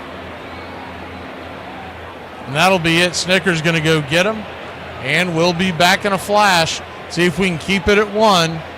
Braves trailed the Angels here in the 8th. On this date in 1859, the first collegiate baseball game is played as Amherst defeats their arch rival Williams College 73-32. The contest, played under Massachusetts rules, a square field with no foul territory, takes place near the corner of North Street and Maplewood Avenue in Pittsfield, Massachusetts. On this date in 1902, en route to a 2-0 victory over Baltimore, left-hander Rube Waddell, playing in his first home game for Connie Mack's Philadelphia Athletics, faces the minimum 27 batters, striking out 13 in Oriole Park contest. 6th frame, the 25-year-old Philadelphia southpaw becomes the first American League pitcher to toss an immaculate inning when he fans Billy Gilbert, Harry Howell, and Jack Cronin on 9 consecutive pitches. And on this date in 1920 at Fenway Park, Walter Big Train Johnson becomes the season's only no-hitter hurler, defeating the Red Sox 1-0. The 7th inning, Bucky Harris boots Harry Hooper's grounder for an error, ruining the Big Train's bid for a perfect game. But it's the Senators' second baseman 2-out single in the bottom of the frame that drives in the game's lone run. And that's your Braves Country Radio on this date in baseball history. Find us on YouTube and Facebook today.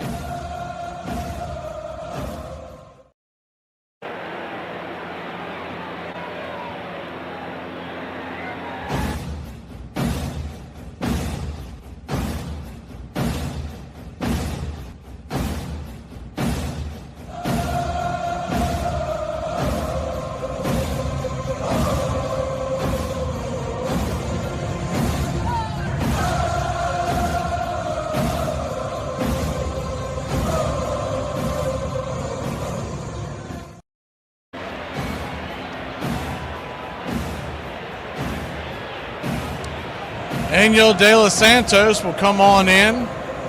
Braves trail 1-0, and the infield is in. So high stakes here right out the gate. First pitch on the way is a slider in the dirt to Jorge Soler. It's 1-0. Soler 0 for 1 with the walk and a hit by pitch.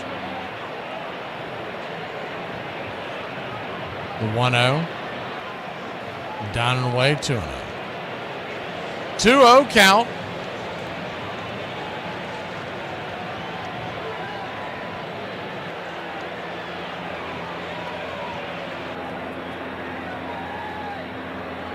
De Los Santos lifts his glove, kicks and fires, swing, chops it in between home and the third base dugout, 2-1.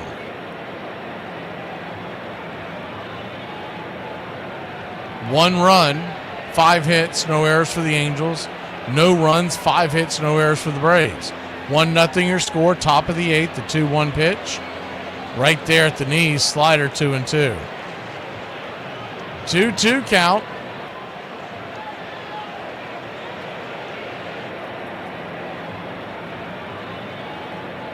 A strikeout would be huge, but we would take a pop out, anything to keep the runners where there are. The 2-2 lifted, and that's going to split the gap. That's going to clear the bases, and the Angels lead it 3-0. Fastball that was up in the zone, out over the plate, and Jorge Soler slaps it in between Harris and Acuna. Wasn't what you would consider a terrible pitch, but it's right where he likes to swing. He got his arms extended, got the bat head out, and shoved it into the gap. So the Braves trail 3-0, and De Los Santos is going to try to keep them where they're at. They're going to pinch run for Soler. Gustavo Campero is going to be the pinch runner. And Logan O'Hoppe trying to break this one open. First pitch on the way. 89 at the knees. Slider, it's 0-1. Infield back into the left.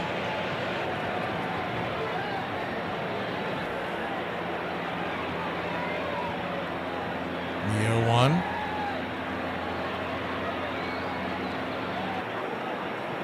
Check swing down the right field line, but just foul.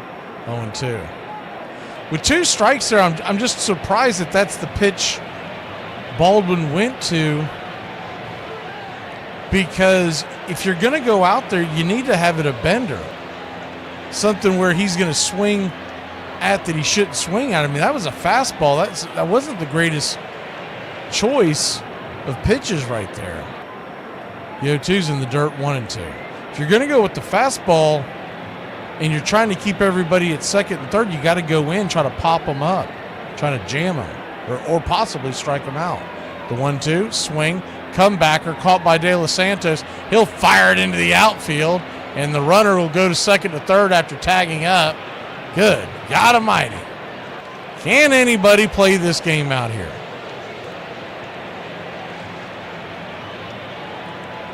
Almost looked like he had a possibility of doubling up the runner, but a bad throw bounced it in the dirt, and Ozzie it was too close and too quick of a hop for Ozzie to be able to react. It's just a bad throw by De Los Santos. Luckily, Harris was there to back up the throw to keep him from scoring, because if he throws that into the gap, I mean, it's over. First pitch on the way is slapped into left, and it's now 4-0. Jam shot by Rangifo gets it down into left field, and the Braves trail 4-0.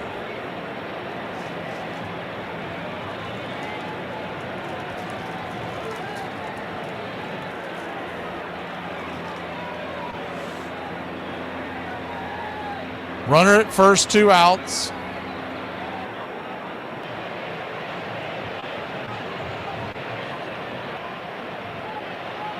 First pitch on the way is slider inside.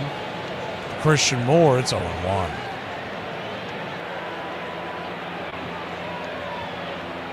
The 0-1. That's right, Morris. Diddy's on the mound tomorrow. 4-seam fastball. Misses high, 1-1. We might get bailed out because the verdict's supposed to be in, so Diddy might get thrown in jail tomorrow. He may not be able to pitch. The 1-1 count. Swing, fouls it straight back, 1-2.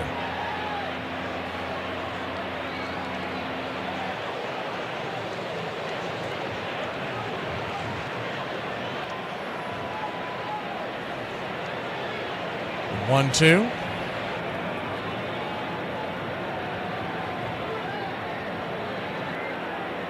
Kicks and fires. Slider in the dirt, 2-2.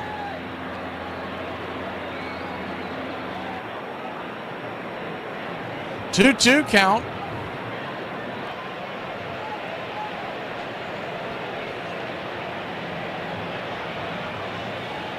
De Los Santos fires it over to first to keep the runner close by.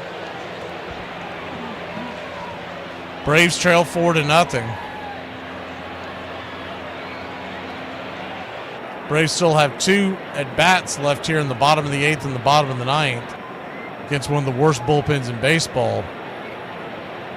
The 2-2, 3-2, pitch in the dirt. But you got to make it somewhat realistic that the game's going to be close at that point. Full count. And of course, our biggest fear is Snicker will put in God knows what into the 9th inning to pitch because he'll say he doesn't want to chase a win. The payoff pitch. Swing. Fouls it straight back into the umpire. Maybe that'll straighten out his eyesight. Full count. Jammed her right in the mask. Runner at first will be on the move.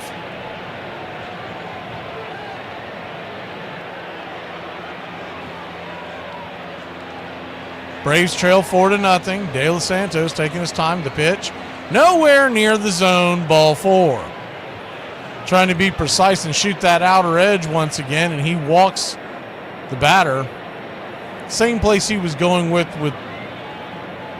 Soler, but the ball caught the zone and he slapped it in the gap. So a full count now, and now the top of the order up for the Angels. And Zach Neto, who's 0 for 4 with a pop out, 2 strikeouts, and a fly out, but he gets De Los Santos this time. First pitch, swing, chops it off the plate. It's 0-1.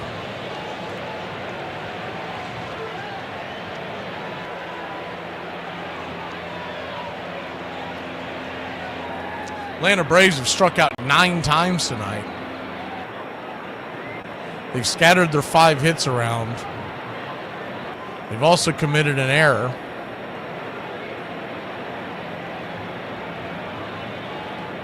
The 0-1.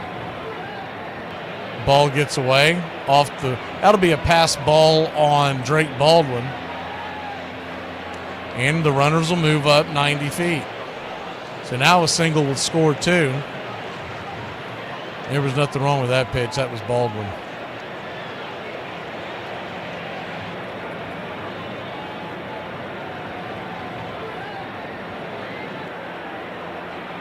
One count, 2 on, 2 out.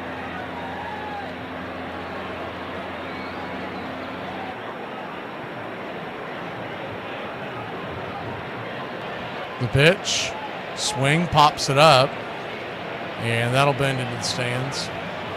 The man that started this inning is standing on deck. Chinwell, he fouled out to first to start this inning, if you remember. And then it was a double by Trout, a walk by Ward, a double by Adele that scored the first run, and then a double by Soler, the 1-2. Hammered down the third base line. Do it again. O'Hoppe lined out to the pitcher, and then Rengifo singled to left. Christian Moore, the number 9 hitter, walked. And the pass ball put all of them up 90 feet, and that's where we're at. All the damage done in this inning. The 1-2, swing, chops it over to third. Riley's got it, fires it to first, and that'll end the inning. But not before the Halos put 4 on the board. A long 8th inning. Let's see if we can make a longer one for them when we get the bats. Pretty old man. Yeah, I'm 30 years older than you are. Had my back broke once and my hip twice. And on my worst day, I could beat the hell out of you. I don't think so. You will. Do y'all realize that when your man tells you you're beautiful without makeup on, that he really means it? Do you realize that when he tells you he loves seeing you in a baggy t-shirt and messy hair, that he really means it? Sure, he loves seeing you all done up and dolled up, makeup on, cute outfit, ready to go out, but that's for the whole world to see. Only he gets to see you in your raw form, and he fell in love with that. He chooses to love you in all forms. Your spouse is the only person who chooses to love you for who you are. Your parents love you because you're their child. Your children love you because you're their parent. Do not take a good love and a good spouse for granted, because it is truly rare. Androstenedione was marketed as a nutritional supplement. Because it raised testosterone levels, it would eventually be classified as an anabolic steroid. But thanks to government deregulation, it was sold over the counter. I remember thinking, how do you spell androstenedione? We knew nothing about a drug like that. It was very new on the radar. And I remember looking it up and not really understanding what the heck is this.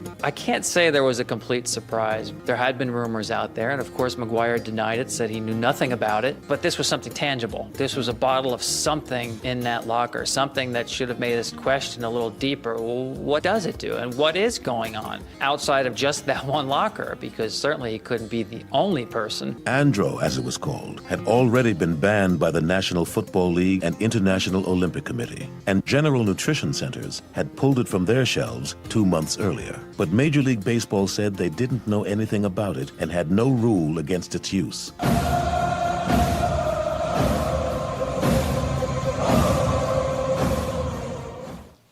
Welcome back.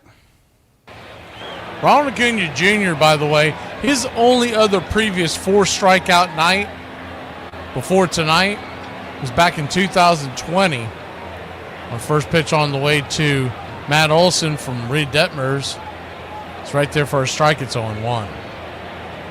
He went 0 for 5 that night with 4 strikeouts against the Nats in a Braves win. The 0-1 down and away, 1-1. It's actually kind of remarkable. He's only his second one of his career. 1-1 count. Swing, slaps it over to shortstop area, but third baseman Rengifo is playing over there on the shift. It'll be an easy 5-3 put out, one away.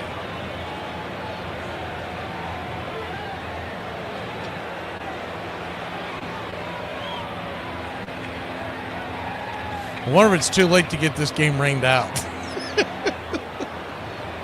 The Red Sox and Reds game, that game has been suspended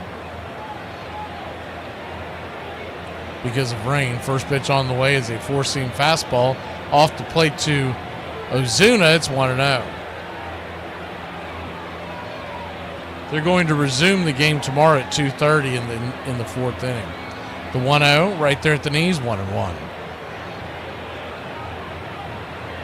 1-1 counts. It's not quite a doubleheader, but they'll have a game and a half to play tomorrow. 1-1, chop foul, it's 1-2.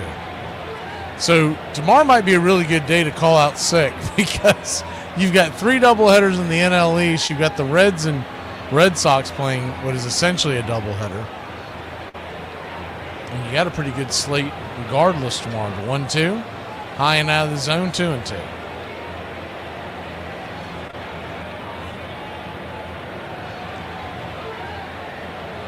Two count. Kicks and fires. Swing.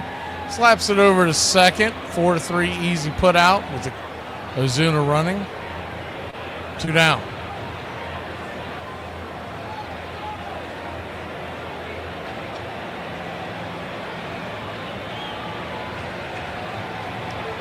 Two down.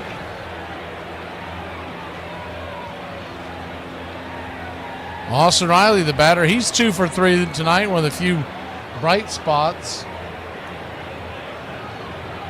First pitch on the way. 97-mile-an-hour fastball. Just kisses the black. It's 0-1. The 0-1. Swing, lifts it into center field. That's going to get down for a base hit. And we'll see if that might get something started.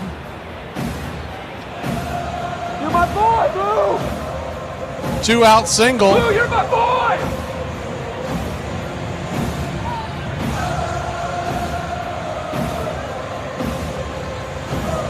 Drake Baldwin will be your batter. You can just get a dent into this game. Make it a little easier in the ninth. You might have something here. Lefty-lefty matchup. First pitch on the way. Swing, slaps it. Hard hit right at the third baseman who was playing in the shortstop hole. That'll end the inning. On a normal shift, that's a base hit. We'll be back in a flash. Top of the ninth we go. Trailing 4-0. Stephanie, I'm at the mall and I see your boyfriend walking around with some fat. Jess, what do you mean? I'm with my boyfriend right now. Something happened to this guy that has never happened again in Major League Baseball history. Danny Goodwin was initially drafted first overall by the Chicago White Sox in the 1971 Major League Baseball draft. Instead of signing with the White Sox, he decided to attend Southern University and A&M in Baton Rouge. Shortly after college, the Angels selected him with the number 1 overall pick in the 1975 Major League Baseball draft, and this time he signed for a Major League record of $150,000. He is the only person drafted with the first overall pick in the Major League Baseball draft twice. In 1979, he would have his best season, batting .289 with 5 home runs and 27 RBIs, all career highs. After his playing days, he served as the Atlanta Braves Director of Community Relations. This portion of the show is being brought to you by Ed's Almost Good Beer. Remember, Ed's Almost Good Beer was brewed in God's country when God wasn't looking. I don't think he was just taking Andro. I think Andro was one of many drugs that he was probably taking for a long period of time. And just a couple of weeks earlier, Randy Barnes, the gold medalist shot putter for the United States, was banned for life for using androstenedione. And here was McGuire being praised as the hero of the country, using the exact same thing. The idea was shoot the messenger. There was certainly not an embracing of the issue that we have a problem and we need to solve this problem. There was no sense in baseball that this is just the tip of the iceberg. We need to look further to see who else is using performance-enhancing drugs. If anything, it was more bury our heads in the sand, maybe it'll go away. A columnist for the Boston Globe insisted, there's nothing sold in drugstores that can help you hit a home run in the big leagues. Andro, he wrote, was not that different from aspirin, prime rib, coffee, or Wheaties, and McGuire was just the victim of an unfair tabloid-driven controversy.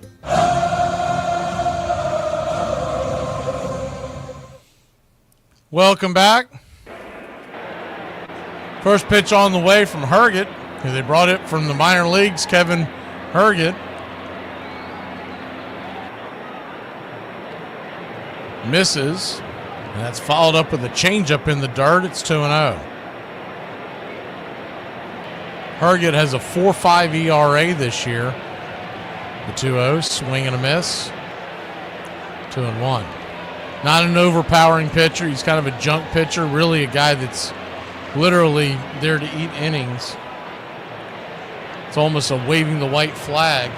They're just hoping to get 3 outs without giving up any runs, and maybe he keeps them in it. He's 34 years old, out of New Jersey, drafted by the Cardinals in 2013. The 2-1 pitch is dragged through the infield and in through for a base hit, and it's a leadoff single for the Halos.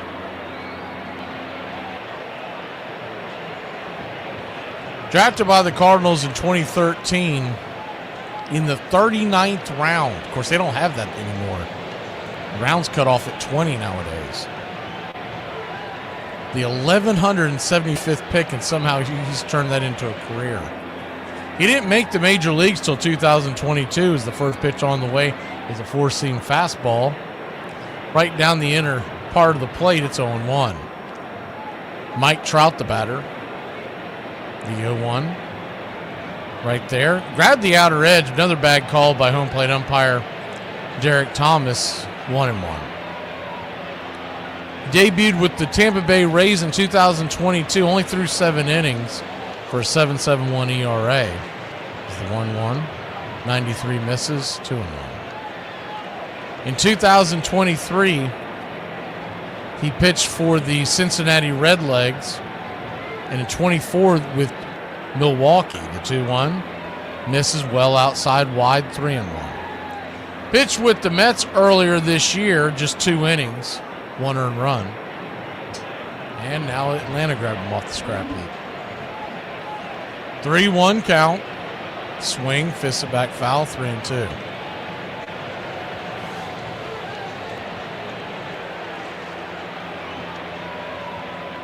Full count. So it'll be a darn near miracle if he keeps this Angels team off the board in the heart of their lineup. 3-2, swing, fouls it back. Couple of guys warming up in the bullpen. One appears to be Kenley Jansen. Couldn't make out who the left-hander was. The payoff pitch, once again, one on, nobody out. Inside, check swing, foul. Chased a bad one in off the plate. Full count once again.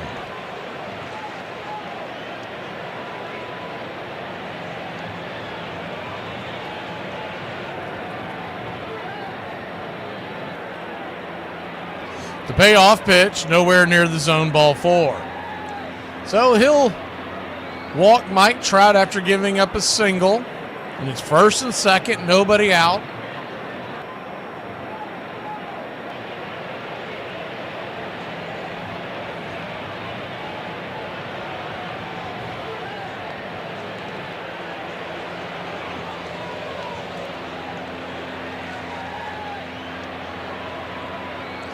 First pitch on the way is a changeup off the plate to Taylor Ward. It's 1-0.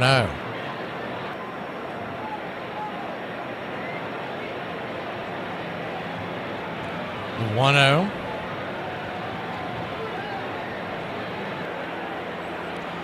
Four-seam fastball right down the outer edge, 1-1. He's only topping out at about 92 miles an hour. Doesn't appear to have a lot of movement. This really could be a one and done with him. He may get sent away after this game. The 1-1 right there, it's 1-2. But I do know this. Craig Kimbrell had a lot better stuff than what I'm seeing from this guy right now. And we didn't keep him more than one game. The 1-2 in the dirt, 2-2. Still can't make me believe that some of these also rans that we've rifled through are better than what we saw from Craig Kimbrell that night. 2-2 count. Brings it.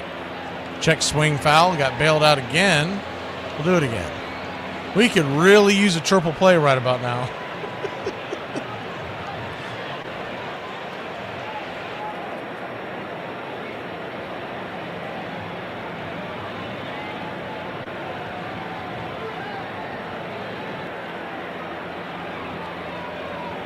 The 2-2, swing, lifts it, high and deep into left field, but not deep enough. Verdugo's underneath it. He'll fire it into the infield. Janelle went about not even a quarter way, and he retreated back to second, one down.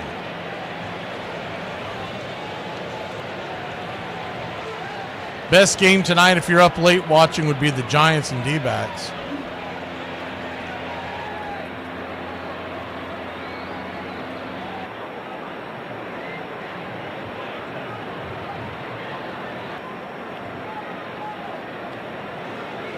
Joe Adell, the batter, he swings at the first pitch and chops the changeup off his instep. It's 0-1. We get on the other side of the All-Star break. We'll start looking at the schedule in August. Be bringing you late night.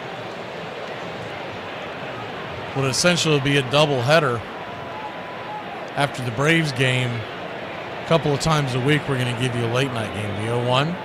Change up right there on the outer edge. It's 0-2. But it's going to be one of those things where we'll announce it the night of. We'll have a card up for the night, but we won't announce the game until we figure out which one we're going to carry. The 0-2, swing, hammers it down the third base line, but foul. We'll be going out west. If it was tonight, I'd say it'd probably be Giants at Diamondbacks. That'd be the one we would do. Probably your best late night game. Royals are at the Mariners, has a little interest in it. I'd say Giants Diamondbacks would be the one we'd go to. The 0-2 in the dirt, ball gets away. Terrible throw by Herget. Now runners on second and third. Still just one out. Now the infield's going to be drawn in. The double plays out of order. And Honest Engine, he's going to get someone's head taken off as soft as he throws to the infield end. And Joe Adell at the bat. Hope nobody gets hurt. That's all I can say. The 1-2. Swing, chops it off his foot once again. He's hitting it hard, but he's hitting it right into his foot.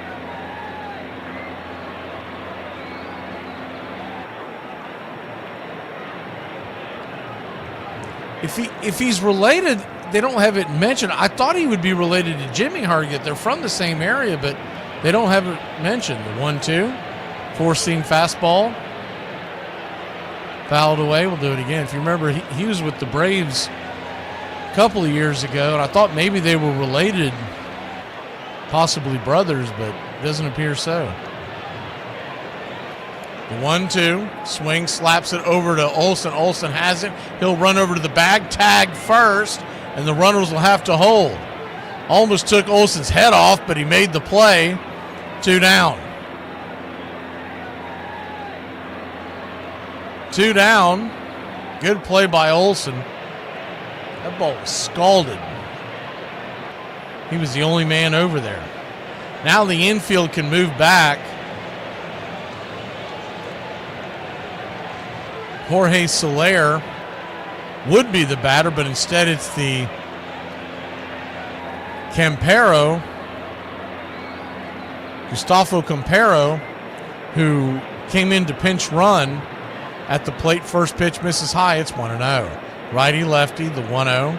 Changeup in the dirt, 2-0. I mean, this is a guy you got to go after. I know he's left-handed, but Ohapi stands on deck. Unless you want to give away souvenirs, you need to go after him. The 2-0. 3-0. That pitch was nowhere near the dirt. Nowhere near the zone. So a 3-0 count. Not one of these pitches has been close to the zone in this at-bat.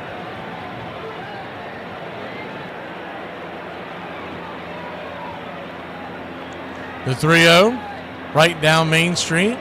3-1.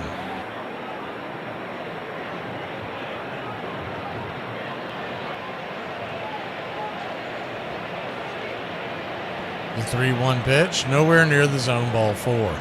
So he's going to walk the bases loaded now and 2 outs. And Ohapi coming to the plate. Nowhere to run and nowhere to hide for Kevin Herget. Hope he packed lightly. I don't think he's going to see the... I give it 5 minutes after the post game and they'll make the announcement that he's kicking rocks.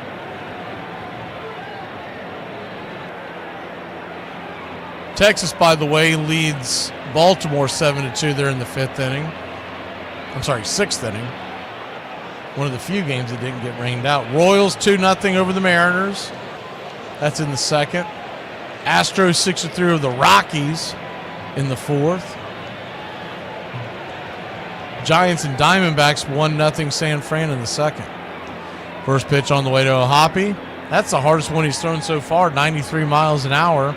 Just kisses the black on the outer edge. It's 0-1. Cubs 4-2 over the Guardians in the 7th. The 0-1. Swing, chops it over to Herget. He'll grab it, and he'll step on the pillow. And somehow that dude pitched a scoreless inning. I don't know how, and I hope I never see it again, but we'll be back in a flash to see if we can put 5 on the board and pull off a miracle. Sucks, and it's horse, but I'm too polite to say anything because I'm a class act. This is the greatest baseball team name that has ever existed. They are the Florence Yalls. They are based in Florence, Kentucky. And you might be asking yourself, how do they get this name? The baseball team is named after the water tower in town, which says Florence Yall on it, which was previously Florence Mall, but the state of Kentucky told the city to change it because the mall hadn't been built yet. And this is the best part. Wait, the mascot is the town's water tower. I am buying stock on the Florence Yalls. I am all in. Armchair. It's not whether you win or lose. It's like the team that wins is the one that has the most fun. You know, that crap like that. You know, all this stuff that's contaminated America where they give every kid a trophy and they don't keep score in Little League anymore. Armchair. we went in the lobby there, went up to the desk and said, "What room is the babe in?" And the clerk told him. So what a different time it was. So we went to the elevator, went up the elevator to the floor, went to the door. The door was open by one of the largest men I've ever seen in my life. He was the color of mahogany. And Uncle Roy said, "Is the babe here?" And this man turned over his shoulder and said, "Babe, there's some people out here to see you." Then I realized who it was that had opened the door. It was Gehrig. And I was amazed at Gehrig. And Gehrig stepped back, and Babe Ruth came out. He had a big cigar in one hand and a drink in the other. And he said, "Hello." I said, "Babe, these boys have come up to see you. They're great fans of yours." He said, "Well, I'm glad to hear it, and I'm glad to see you boys." And he put his hand out, and my little 9-year-old cousin shook his hand, and I shook his hand, and he said, "I've been so glad to see you," and shut the door and went back in. And that's my Babe Ruth story.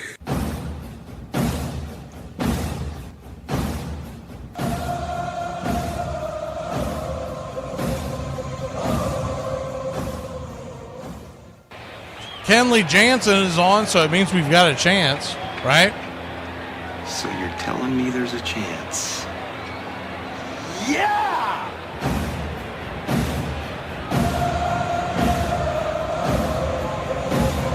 Ozzie Albies will lead us off, righty-lefty matchup. First pitch on the way is a cutter at the knees. It's 0-1.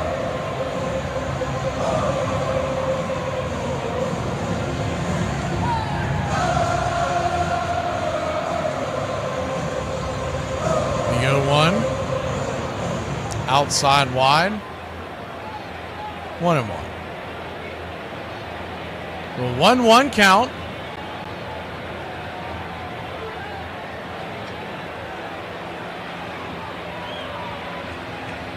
Kicks and fires. Swing, hits it hard into right field. That's through for a base hit. And we've got one on.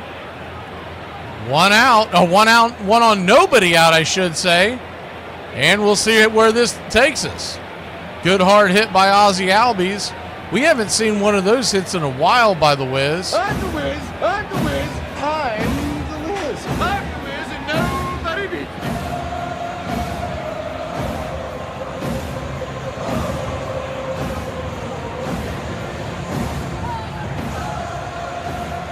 Alex Verdugo, the batter. First pitch, 93 off the edge. It's 1-0.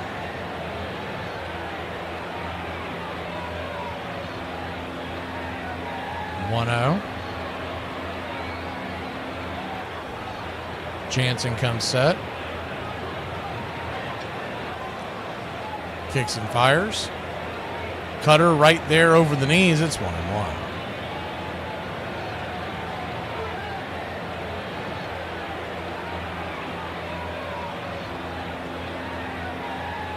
One count.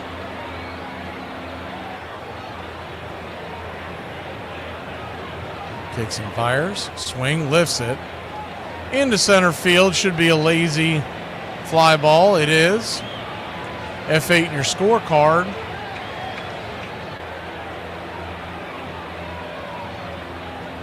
One down. Verdugo getting the questionable start tonight. He went 0 for 3 tonight. He did draw a walk, but Michael Harris II, who is 1 for 3 with a triple, he'll stand in. Jansen flips it over to first real quick to keep Ozzie close by. If Harris can keep the line moving, you would have Nick Allen do it next, and I would think they're probably pinch hitting for him. Maybe Sean Murphy. I haven't seen a view over there of the batting circle yet. First pitch on the way is 94. Right there at the knees, it's 0-1. Does appear that Murphy is standing on deck. The 0-1.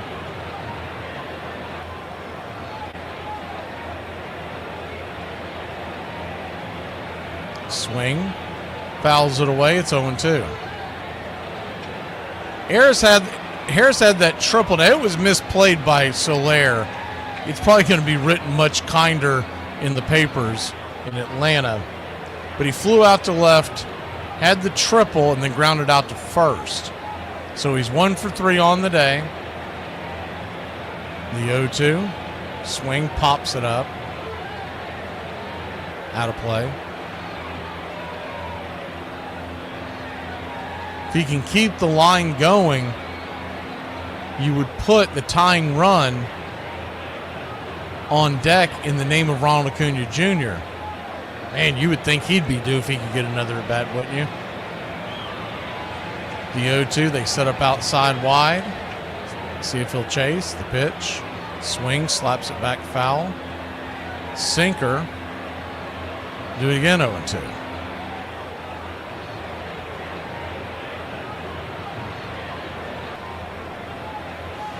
(0-2) count.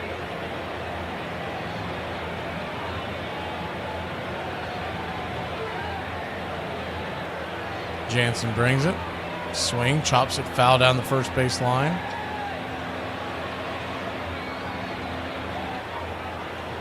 Braves trail 4-0, but we've got one on and one out. And looming on deck is Murphy and then the top of the order. It's not quite over yet if they can just put some couple of base hits together. The 0-2 to Harris. Swing and a miss, strike three. Chase one down around his shoe tops. 2 down.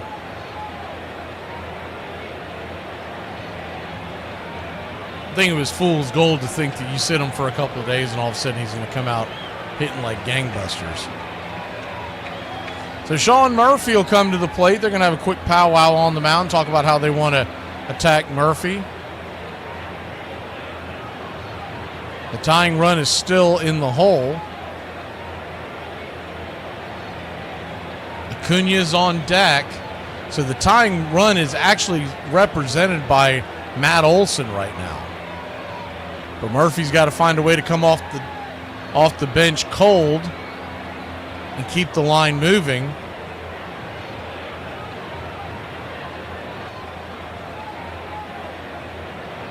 One on, 2 outs. Well, Hoppy will get back behind the plate. Smurf is given the seat tonight against the left-handed starter. Here's the first pitch in the dirt, 1-0. On the throw, Ozzie took second base. It'll be defensive indifference, so he will not be awarded with the stolen base.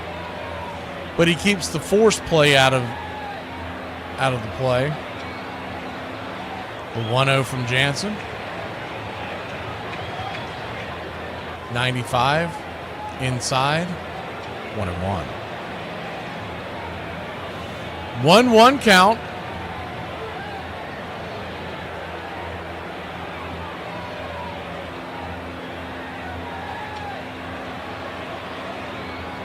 Pitch on the way. Swing and a miss. 95-mile-an-hour cutter.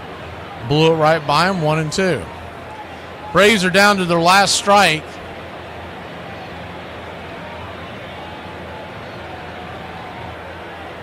So lackluster performance by the offense once again. The 1-2 in the dirt, 2-2. 2-2 count. Acuna stands on deck, but Murphy's got to find a way to get on. Braves trail 4-0. Of course, Acuna has struck out 4 times, so that doesn't mean the moon and the stars if he can reach.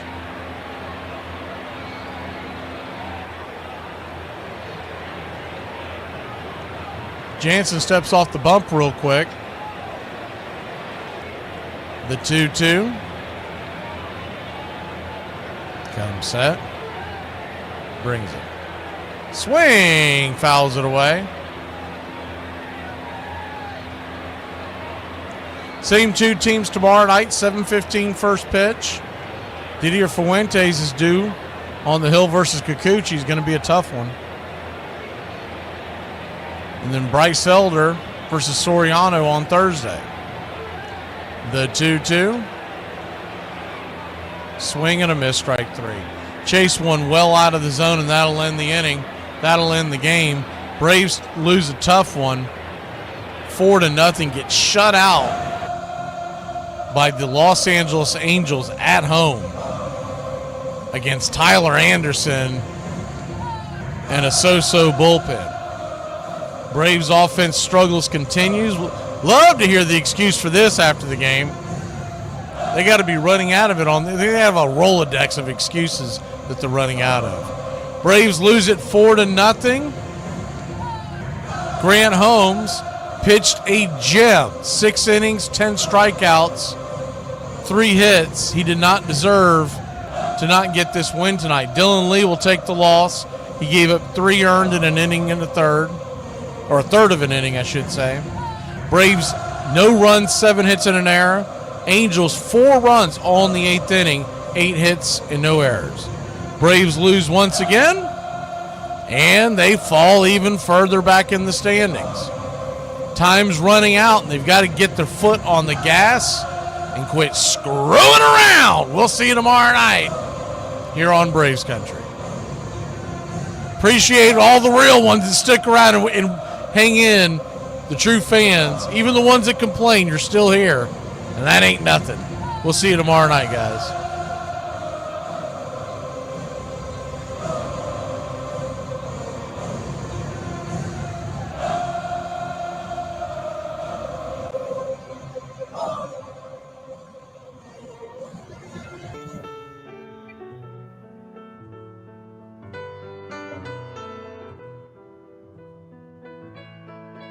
Casey at the Bat by Ernest Lawrence Thayer.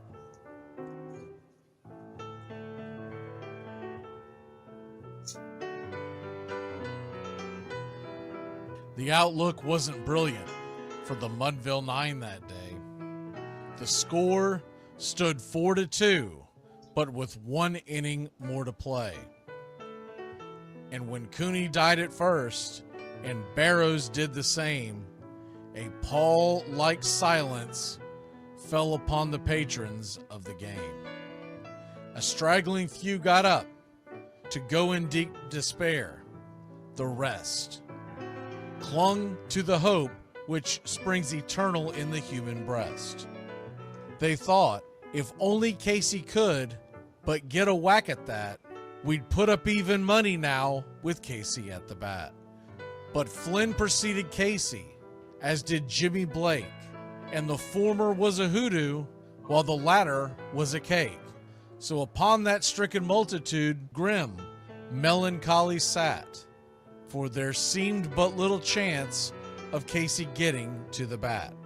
But Flynn let drive a single, to the wonderment of all, and Blake, the much despised, tore the cover off the ball. And when the dust had lifted, and men saw what had occurred, there was Jimmy safe at second, and Flynn a hugging third. Then from 5,000 throats and more rose a lusty yell. It rumbled through the valley, it rattled in the dell. It pounded on the mountain and recoiled upon the flat, for Casey, mighty Casey, was advancing to the bat. There was ease in Casey's manner as he stepped into his place.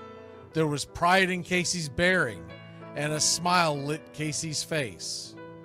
And when responding to the cheers, he lightly doffed his hat. No stranger in the crowd could doubt 'twas Casey at the bat.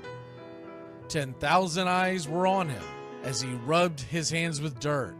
5,000 tongues applauded when he wiped them on his shirt. Then while the writhing pitcher ground the ball into his hip, defiance flashed in Casey's eye, a sneer cooled Casey's lip. And now the leather-covered sphere came hurtling through the air, and Casey stood a-watching it in a haughty grandeur there. Closed by the sturdy batsman, the ball unheeded sped. That ain't my style, said Casey. Strike one, the umpire said. From the benches black with people, there went up a muffled roar, like the beating of a storm waves on a stern and distant shore. Kill him! Kill the umpire! Shouted someone on the stand, and it's likely they'd have killed him had not Casey raised his hand. With the smile of Christian charity, great Casey's visage shone. He stilled the rising tumult. He bade the game go on. He signaled to the pitcher, and once more the dun sphere flew. But Casey ignored it, and the umpire said, "Strike two!" "Fraud!" cried the maddened thousands, and echoed answered, "Fraud!" But one scornful look from Casey, and the audience was awed. They saw his face grow stern and cold. They saw his muscles strain. And they knew that Casey wouldn't let that ball go by again. The sneer is from Casey's lip. His teeth are clenched in hate. He pounds with cruel violence, his bat upon the plate. And now the pitcher holds the ball, and now he lets it go. And now the air is shattered by the force of Casey's blow. Oh, somewhere in the favored land, the sun is shining bright. The band is playing somewhere, and somewhere hearts are light. And somewhere men are laughing, and somewhere children shout. But there is no joy in Mudville. Mighty Casey has struck out. Casey at the Bat, Ernest Lawrence Thayer, published June 3rd, 1888. San Francisco Examiner.